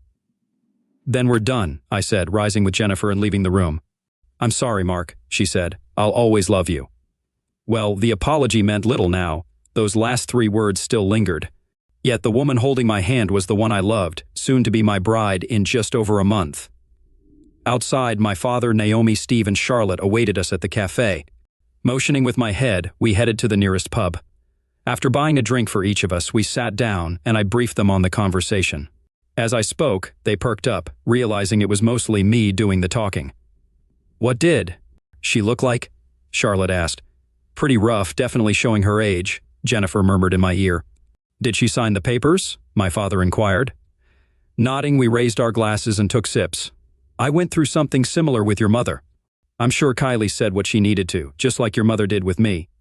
She wasn't blaming me, son. Mom was nagging you about working too hard, Stephen noted. Did she try to justify it? He asked. Yeah, the usual excuse, it was just lovemaking, I replied.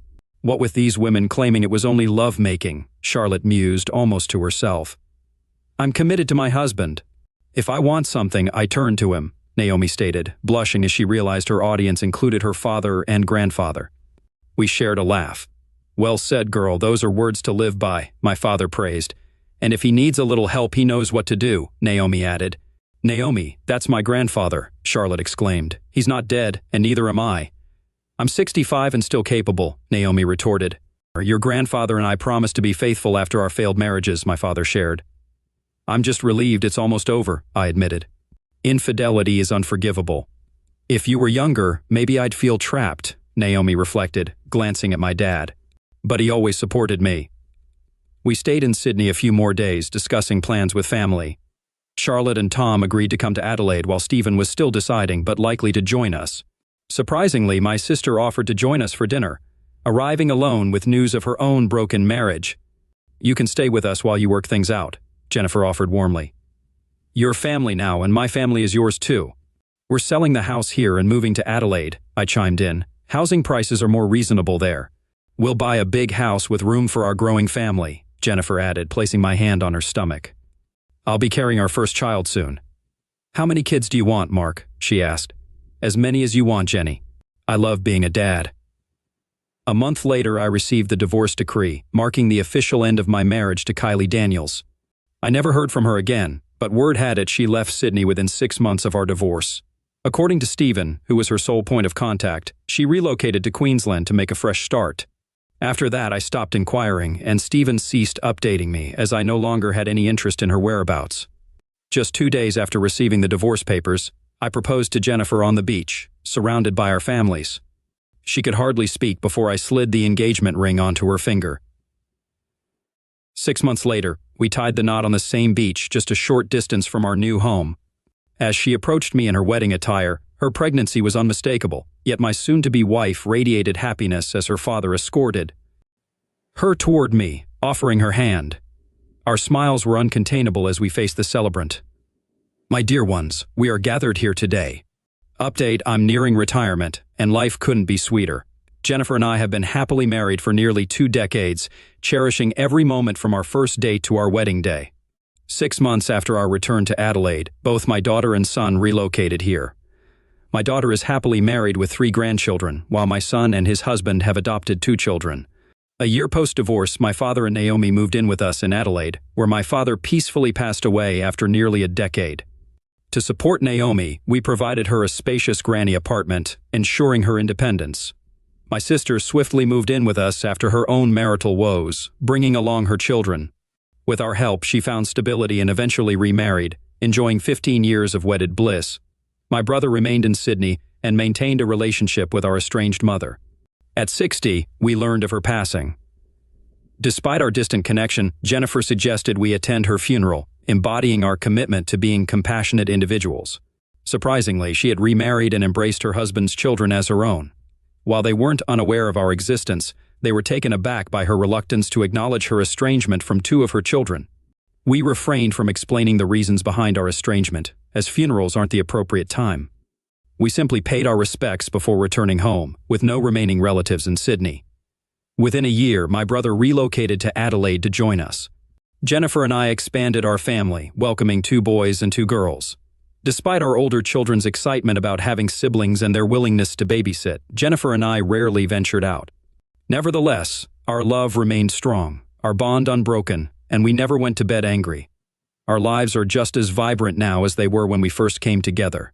Reflecting on my past, especially during my divorce, some may have preferred if I had reconciled with my ex-wife. However, what would have been the point? Leaving without a word hurt her more deeply. I remained silent for a year until I returned to ensure the divorce was finalized. Fidelity was a cornerstone of our marriage, and she breached that trust. While some advocate for reconciliation, I don't believe trust can be fully restored after infidelity. Suspicion and resentment linger, often leading to eventual divorce. Instead, I chose an unconventional path. There was no desire for revenge, nor was there any hope for reconciliation. I simply moved on without Kylie, finding my true soulmate in Jennifer. I still believe our meeting in the supermarket was fateful. Though not religious, I'm reminded of old-world religions that speak of gods of fate. Are you ready, Mark? My wife, stunning in a red ball gown, interrupted my thoughts. You still have that old charm. Any news on the children? They're either on their way or getting ready to leave. And the younger ones? They'll manage fine without us for the evening unless they set the place on fire. So we have time to ourselves. Absolutely. I love you, husband. I love you, wife. Here's to many more years of happiness. I hope so. I'll let the kids know we won't be staying long. They'll understand why.